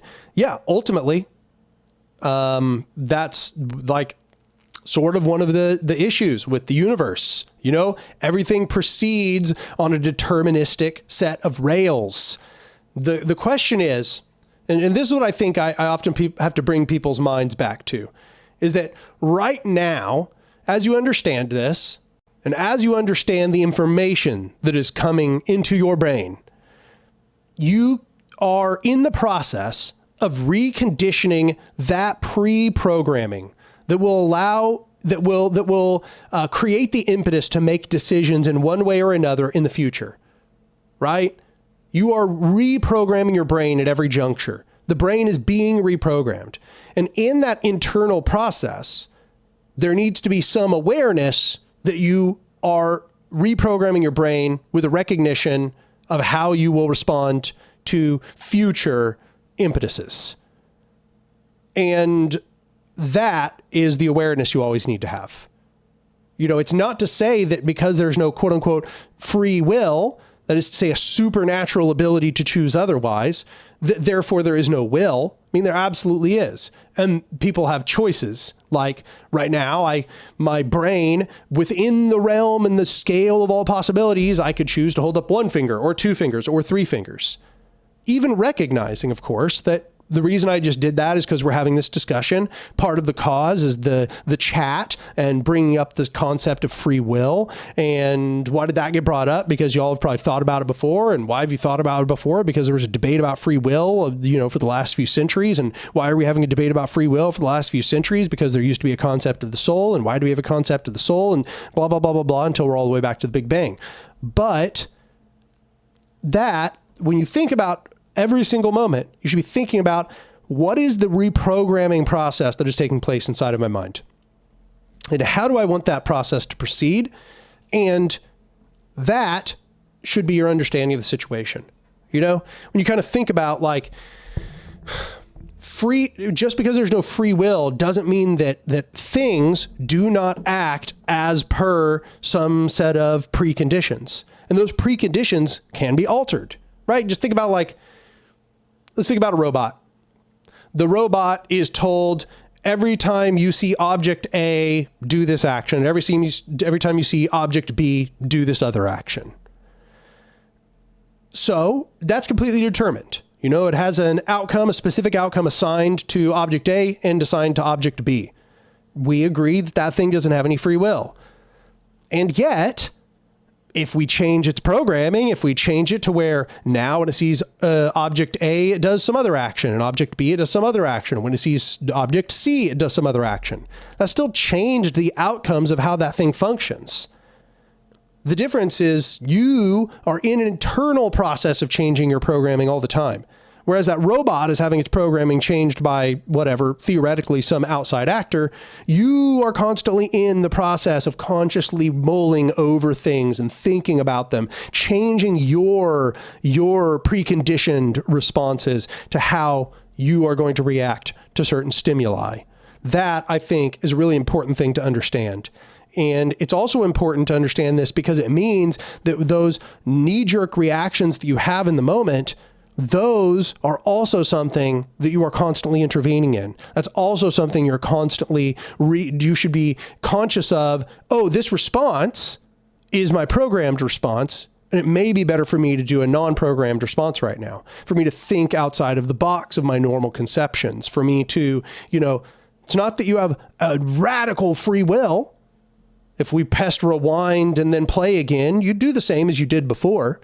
But it's important that when those determined consequences come about, that you have the correct internal programming to respond in a way which is conducive to the moment.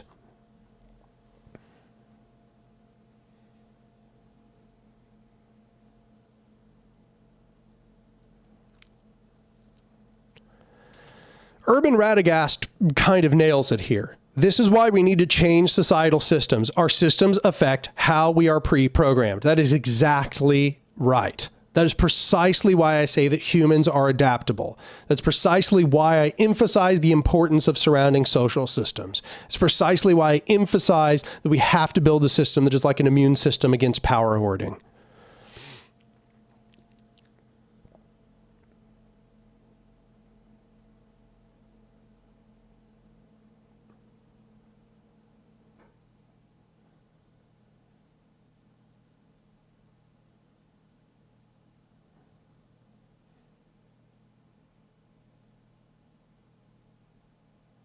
Knowledge and Defense says, but then wouldn't you say that an imprisoned person trapped in a totalitarian system for thought crime has less freedom and ability to choose than someone living in an anarcho-communist society? Yeah, of course. Once again, it's back to the example of the turning radius of the car, right? Like, it's like the difference between having a car that can turn and one that can't, one that's only goes on rails, right? The difference between being on rails and being able to turn the car left and turn the car right and reverse and so on. Yeah, I mean, things have inherent degrees of freedom. That's what we call this in physics, by the way. We call this degrees of freedom. So different objects have different degrees of freedom.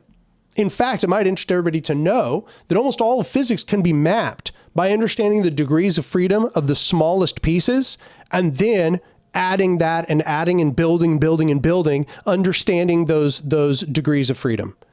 If you understand the degrees of freedom of any system, you almost understand the whole system. And if you can cohesively combine them together, you will probably have a robust understanding of that system. So here we might say in that situation you've given, they've had their degrees of freedom reduced by an enormous amount. Manu Barros correctly adds, and this is how I know you know something about physics, because you said and symmetries. You're exactly right. Degrees of freedom and symmetries. Those are some of our most foundational concepts in physics. But good catch. That's how I know you know what you're talking about. But yeah, so that's what's going on there. Knowledge and Defense. You have less degrees of freedom, or your degrees of freedom are more constrained, you might say, right? So yeah, obviously there are less capabilities for you as a system to act now. You're more constrained. And that exists, right? That's real. The more and less constraint on a system is real. Once again, like, let's just go back and we think about automatons, because this is the place where we say, oh, that doesn't have any free will, that automaton. Okay. Well, imagine I have, what is it? I've seen, it's an automaton that kind of like bounces around off of walls to get somewhere. And we just kind of hope that it trends towards the correct place to go. And we're putting it down a tunnel, right? How wide or narrow the tunnel is that it's proceeding down is going to determine how good of a job it does, right? Or if I were to change how sensitive the apparatus is on the automaton, or if I were to change its mechanism for determining whether it had hit a wall or not, all of that would change how it acts. Those are all the constraint or non-constraint of its degrees of freedom. That's what determines how it's going to function in those situations. Knowledge and Defense says, so are tankies correct by telling us that their regimes were the only possible way forward because something material conditions? In a sheerly deterministic sense, everything that has happened had to happen that way. There's only one way anything can happen. But the thing about those structures is that their degrees of freedom weren't constrained in the way that's being discussed here. So there was these degrees of freedom in the Soviets, such that the Soviets substantively, materially, could have been the foundational structure of the Russian society. That could have happened. Like, that's within the realm of the degrees of freedom of that system. There's just the contingency of Lenin and the draft decrees. In a deterministic sense, if we pressed rewind, it would happen the same way again an infinite number of times, in my opinion, with maybe some deviations based on chaos theory. But like, in a deterministic sense, everything that happens has to happen that way. That's not what I'm really getting at. What I'm talking about is this difference between constraint on the degrees of freedom and contingencies that have nothing to do with those constraints on degrees of freedom.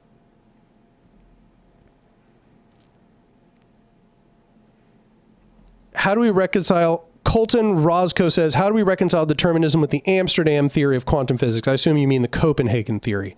Well, the Copenhagen theory, the hope is an interpretation.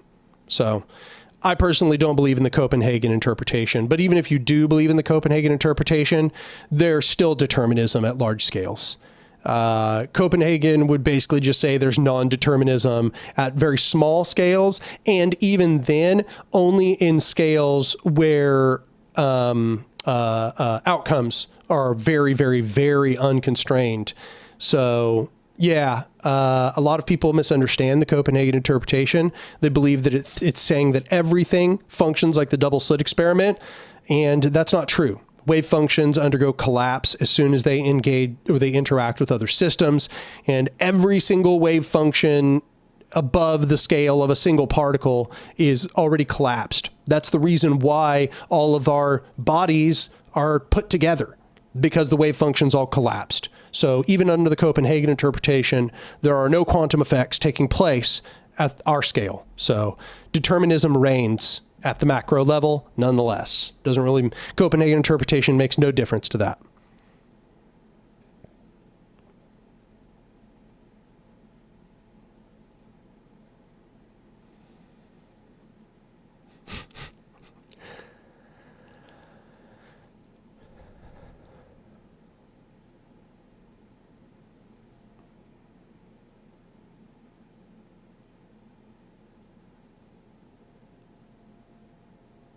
Knowledge in Defense says, but even Lenin being the way he is and the working class believing him rather than anarchists is also determinist by that logic. Yeah, once again, I agree. That's true. Once again, the statements we're making it's the difference between contingency and constraints on degrees of freedom. There were not the constraints, there were the degrees of freedom necessary that Soviet Russia could have not turned out being state capitalist. That is to say that small details could have been changed, different contingencies, if they had been different, could have been different. If we were to mimic that scenario, but enter it with the knowledge of how a past vanguard led to those mistakes, and we were to just not repeat those mistakes, then it wouldn't turn out the same. But yes, I agree. It had to go precisely the way it went, because that is what all of the determined conditions suggest. Everything that has ever happened had to go precisely as it did. There's just no way out of that. Physically, everything is cause and effect. But the point is we have to look at contingency. We have to ask ourselves, cool, what can we learn from this such that when the same or similar conditions arise, that the same thing does not happen, that we do not allow that same contingency to take place such that we don't get the same outcomes that we don't want.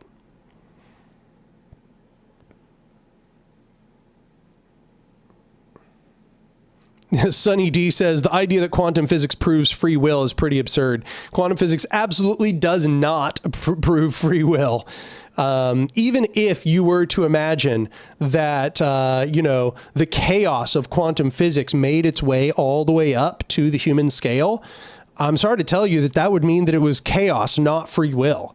You wouldn't be choosing. Like, if I were to sit you down in front of like a million roulette wheels, and then the outcome of the roulette wheels made the decision, would you say that was free will? Of course not. It's chaotic. It's statistical. You would say the roulette wheels aren't making any decisions. There's no will at all. The roulette wheels are just random, right? Yeah, so quantum mechanics doesn't give anybody an out for free will.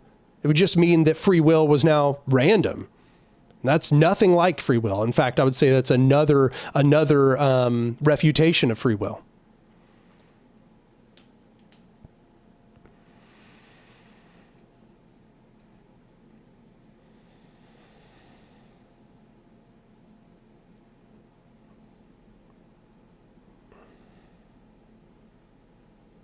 Mason Colbert nails it. We can change the conditions and parameters and we get different but equally determined results. Contingency alone does not indicate a lack of determinism. That's exactly what I'm trying to say.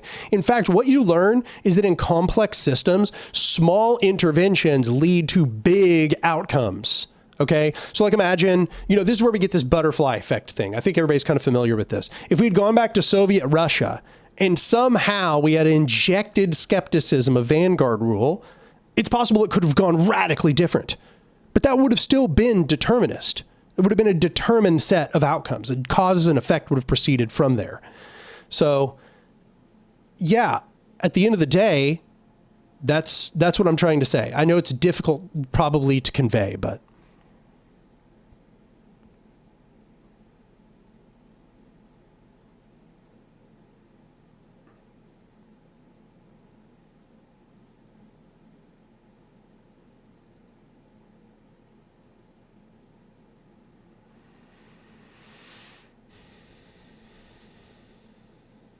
Confused Lefty says, is social ecology supported by environmental science?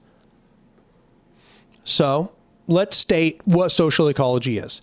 Social ecology is fundamentally based on the premise that environmental problems cannot be solved until we have solved human systemic problems. That is to say, environmental problems arise from the orientation of human society, and more specifically, hierarchical structures of human society. And in that sense, yeah, that's pretty much what all environmental science suggests. Maybe not necessarily the portion about hierarchy, because I don't think that most environmental scientists are thinking very deeply about political science. But yeah, environmental science pretty well exactly suggests that environmental problems root directly from human social structural problems. That is precisely why environmental scientists are always advocating for the change in human social structures. That's pretty much the only solution here.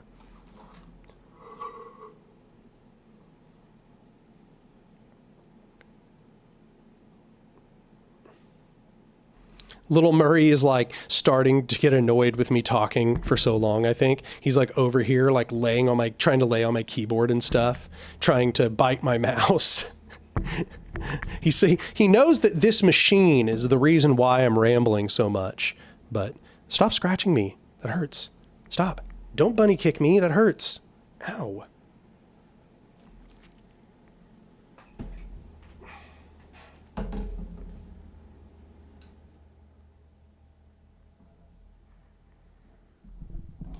Hey, go. There we go. Murray, he's being goblin today. He's annoyed with me. He's so cute. He's probably going to knock over my light. Don't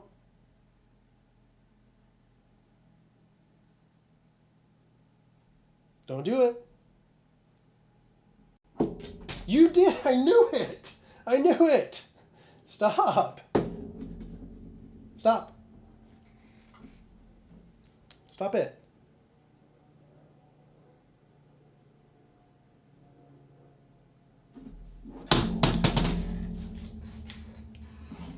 Dang. So predictable. Okay. Here we go. He has been wedded.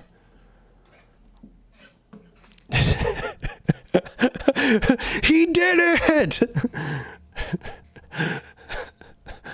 Oh my God. Sunny D says, what do you think of the many worlds interpretation? Personally, I think it's the most straightforward way of looking at it. Yeah, I think it's going to be many worlds or some form of hidden variable theory. I will say that, you know, for a long time, we've been told that hidden variable theory couldn't work because it would violate locality or it would violate causality. Turns out, we've already found that there are violations of locality. So hidden variable theory back on the table, even though nobody's talking about it.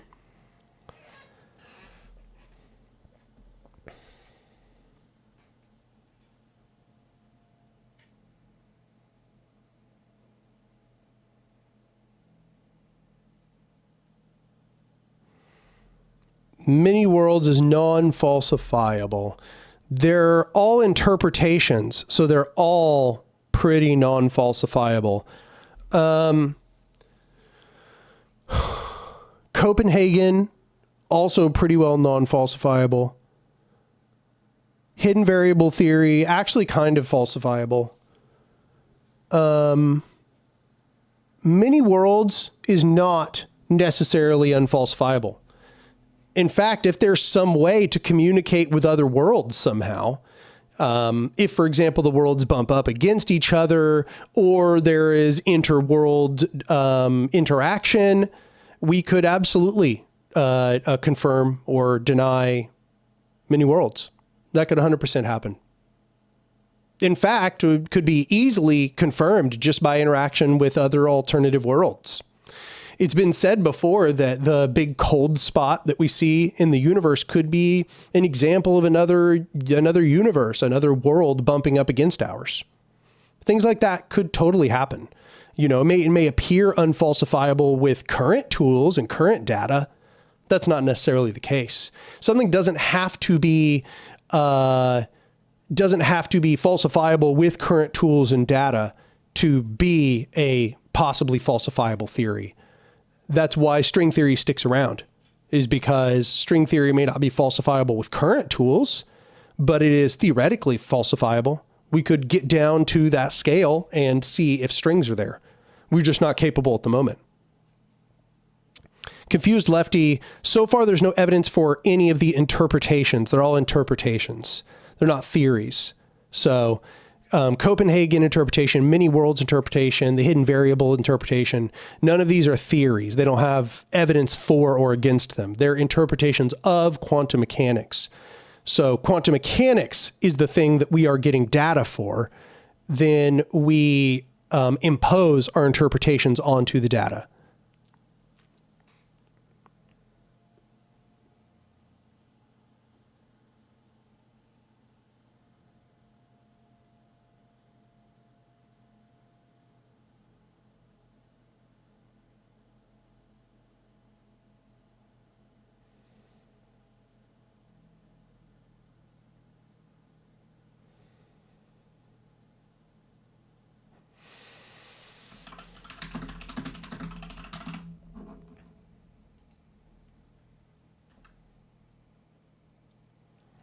No, the strings are the Planck length.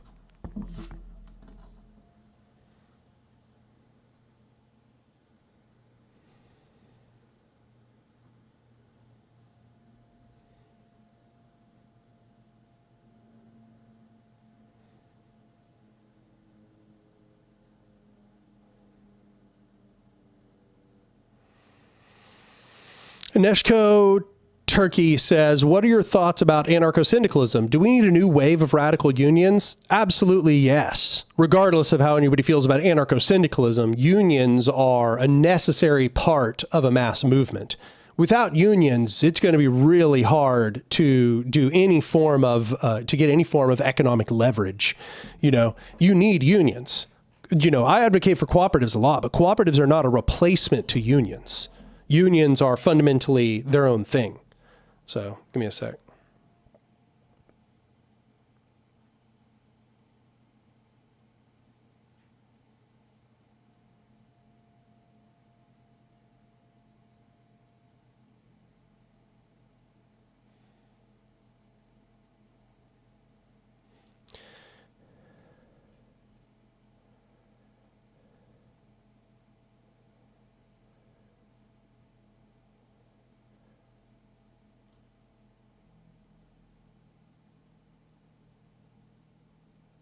Sorry, I'm talking with a student.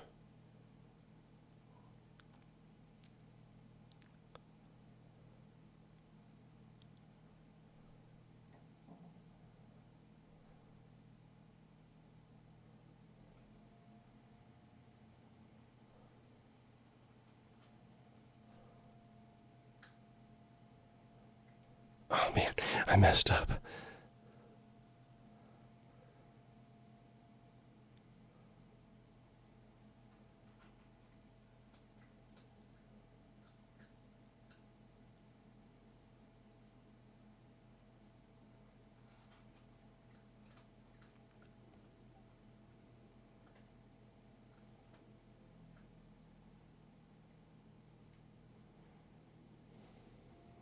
There we go. Okay. He made me bleed. He does this all the time. He's always abusing me. Confused Lefty says, cooperatives are vessels for our future, but they don't engage in class warfare. Exactly. It's like a soft class warfare, but the actual out and out aggressive class warfare takes place through the unions.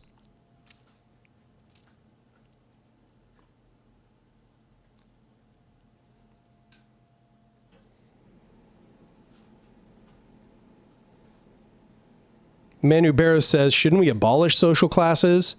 Yes, but you do that by existing social classes rebelling against dominant social classes.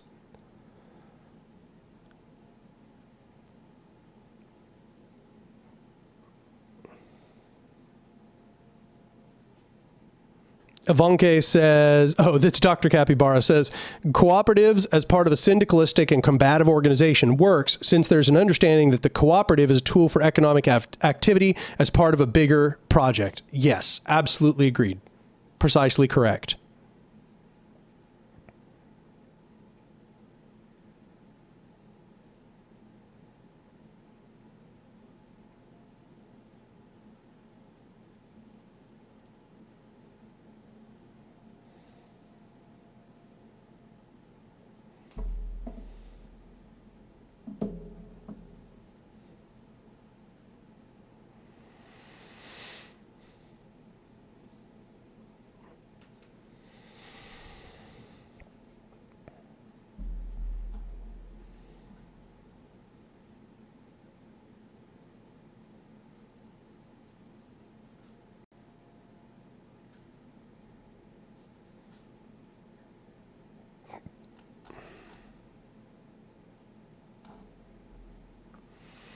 Manu Barrow says, isn't the ultimate objective of unions turning the workspace into something like a cooperative? Yeah, I mean, that's the way I look at it, but some people do not at all. You know, some people don't. Some people think that the whole idea is the union is just supposed to be there in every capitalist workplace as a sort of combative entity, which is meant to fight back against the excesses of capital until the point that we build up enough clout to do a revolutionary coup, in which case the unions become the controllers of the workplace after the revolutionary coup. That's how a lot of people look at it, or rather a lot of classical anarchists, I think, used to look at it.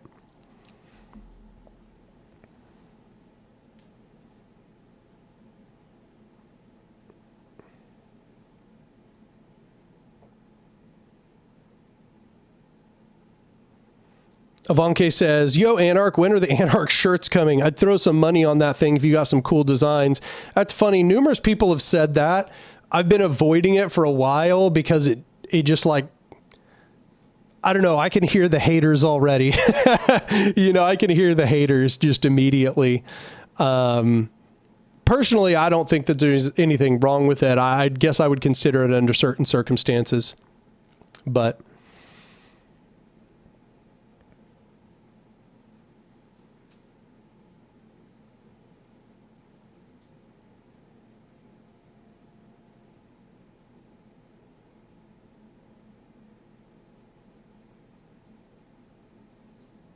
Chosela says, don't listen to the haters.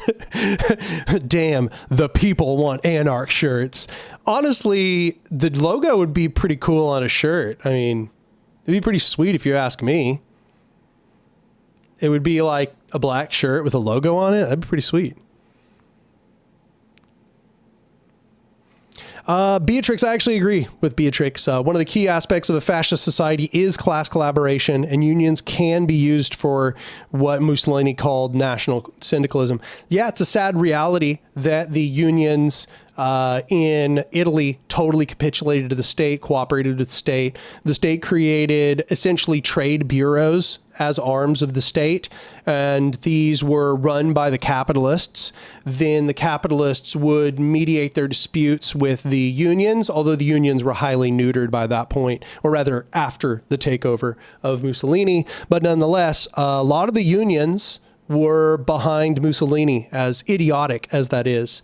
But yeah, so unions absolutely can go reactionary. Unions can liberalize.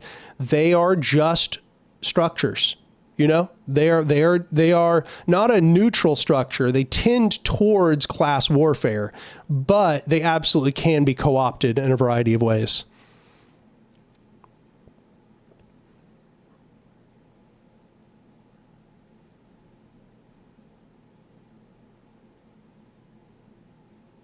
Steve McNally says, fuck, you'd cop some heat for that. Yeah, people would be like, oh, Anarch's finally sold out.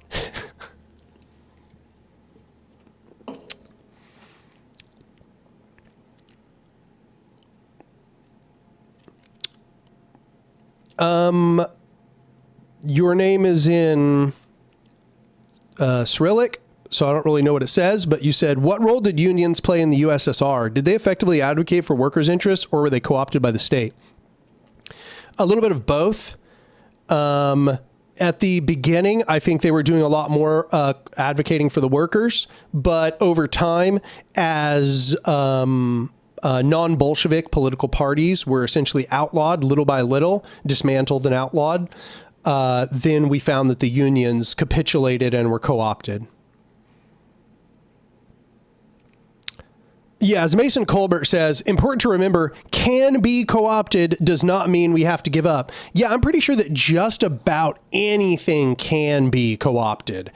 Even anarchism, which I think that anarchism understood in its proper form, is really hard to co-opt. But anarchism as a generalized concept has absolutely been co-opted with, like, you know, all these, like a bunch of big punk bands talking about anarchy in the UK and all of that. That's an example of the co-option of the word anarchy, the concept of anarchism being co-opted for something which is commercial and detached from its original purpose. But it's very difficult to co-opt anarchism in its proper form. Nonetheless, just about every structure can be co-opted. Cooperatives can be co-opted. You know, catalyst groups could be co-opted, possibly. Be hard, but it could be done.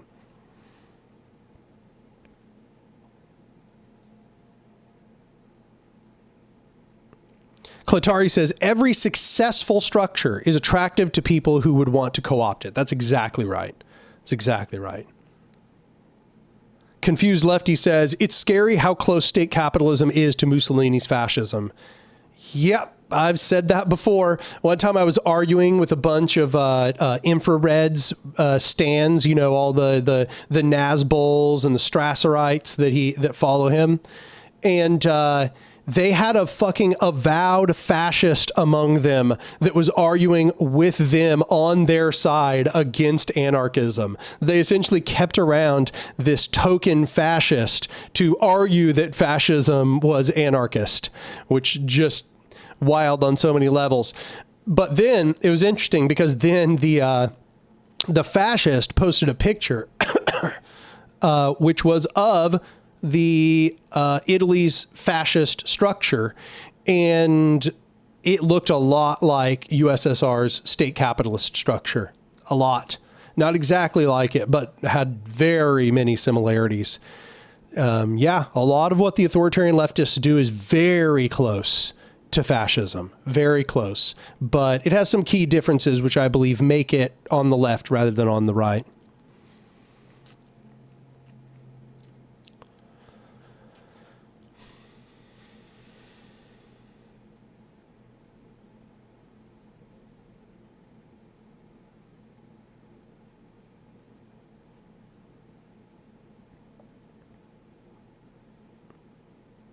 Knowledge and Defense says, how do you co-opt mutual aid and consensus? Well, you can co-opt mutual aid, but pretty easily. I mean, lots of authoritarian leftists have just seized into like food not bombs and places like that and taken them over. There are food not bombs all over the country, which have a bunch of authoritarian leftists organizing them. So that's one example. Consensus, if you wanted to co-opt consensus, you would essentially just try to weaponize the veto power. You would try to weaponize the veto. Every time somebody did something you didn't like, you just veto it. Veto, veto, veto. You'd be constantly like the fly and the honey, as they say. You'd just be constantly, criticizing everything, knocking down every proposal. Like that would absolutely be, that'd be a big impediment. Although that person would probably get kicked out. But if they did it right, then they might not get kicked out.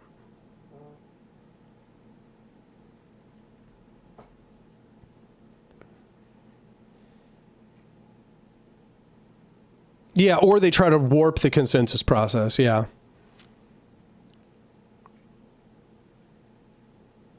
Logan says, national anarchism is a horrific reactionary kind, basically decentralized ethnostates. Yeah, I don't think national anarchism isn't anarchism. Same thing as anarcho-capitalism isn't anarchism.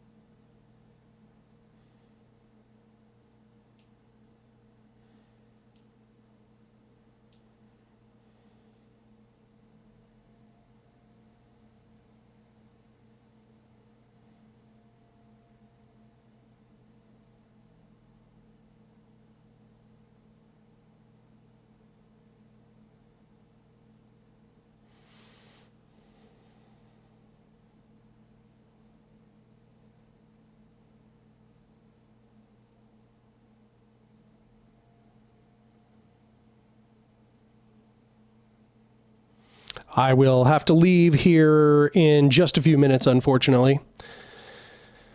Even though the channel is supporting me pretty well, I still do have a side job.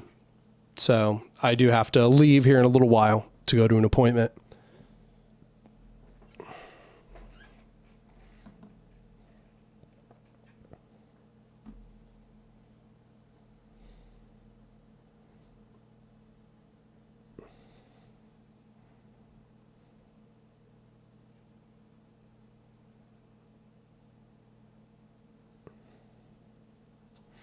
Avanke says, I believe it's important for y'all's fellow viewers to check the publications from OSL, FARJ, ITHA, and FAO so you can get some modern anarchist theory of action. Agreed.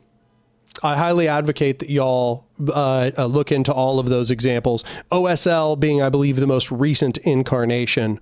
But yeah, earlier I recommended people watch read Felipe Correa, but there's a lot of great stuff. Read Social Anarchism and Organization. That is an extremely valuable read. Social Anarchism and Organization.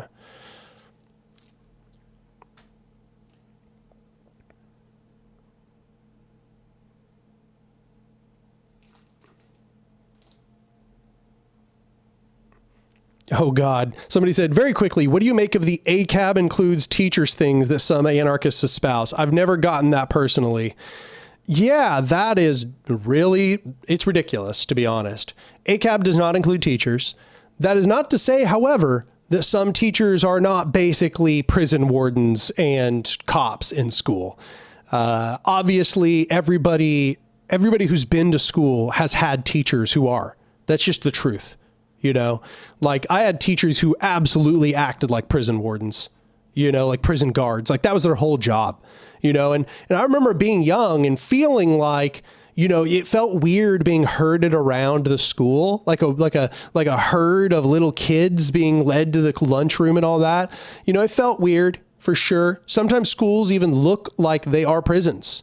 I think we've all seen the schools that kind of have that same design style as a prison. That being said, I really do not think that this makes sense to say that ACAB includes teachers. I think that this is an example of the sort of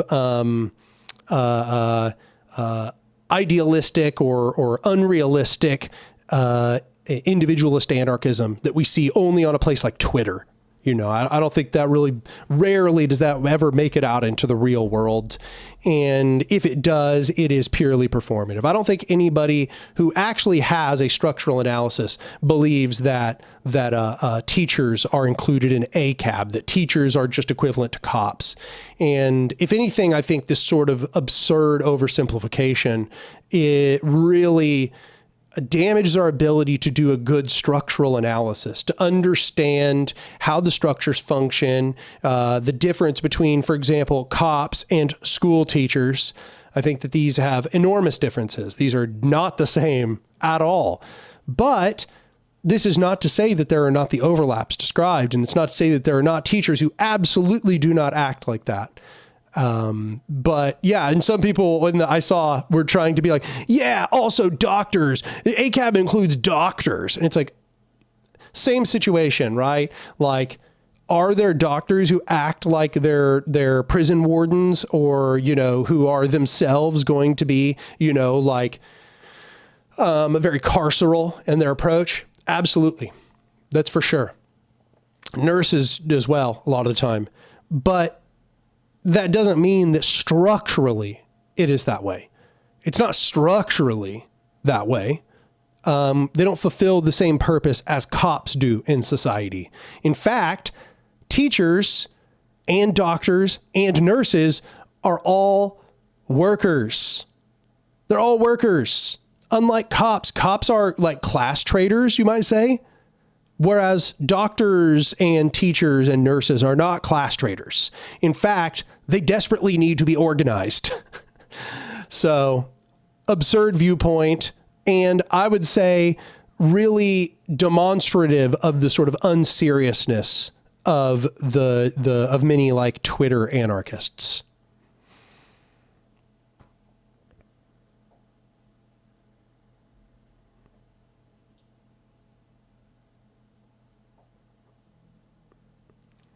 Wow. Steve McNelly here towards the end of the stream donated $50. He says, thanks, Dan. With the shirts, why not run a poll? If wearing your billboard got you more traffic, I'm in. You could whack ends means unity, for instance, on it for the what is that about conversation starter. Just a thought. I'll keep that in mind. Numerous people have mentioned it at this point. Over the years, lots of people have mentioned it. But I've just continued turning it down, even though I don't really see any perverse incentives. I don't really see a big issue with it, but I can just already foresee how the haters are going to jump on it.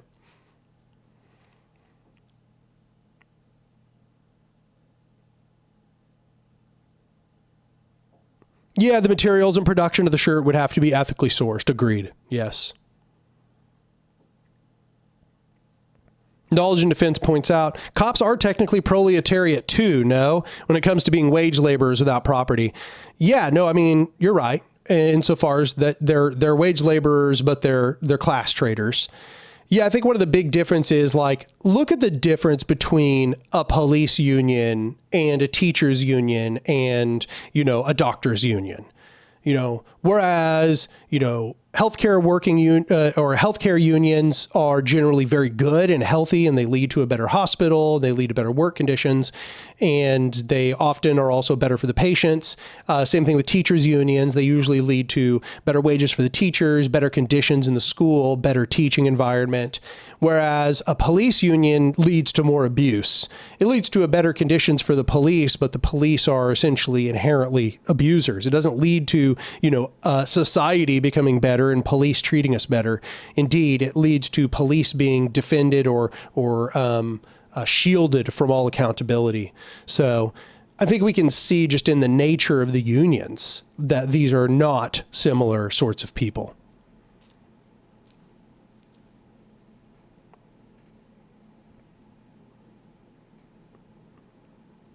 Ivanke says, I can add that just as a fact, most of the militants in Latin America that I've met are teachers, and some key players to survive the dictatorships were doctors.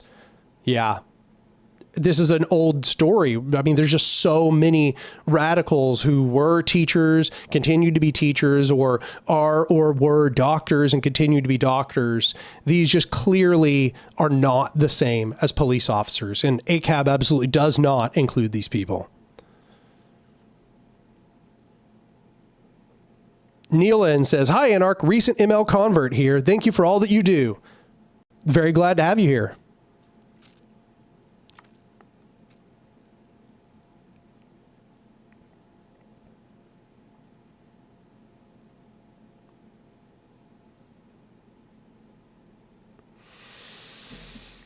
Well, unfortunately, because I have an appointment in about 45 minutes, I need to jump off of here so I can get ready to go. But I enjoyed the live stream. This is a good one. Lots of good questions, some recurring conversations, but good conversations overall. Murray was mostly able to control himself. Obviously, just want to remind everyone that if you want to support the channel, you should go over to my Patreon and become a patron for any amount. There's a bunch of different tiers. They're all good tiers for everybody. If you want to support the channel in another way, you can obviously become a member on YouTube. Also, if you want to support me over on Means TV, you want to support a worker-owned streaming service, you can go support me on Means TV. Don't forget, if you're going to sign up, however, to use my affiliate code, which is Anark. Obviously, pretty easy to remember, ANARK. And that's about it. I appreciate everybody who donated. I appreciate all of you who stuck around. I'll see y'all next time.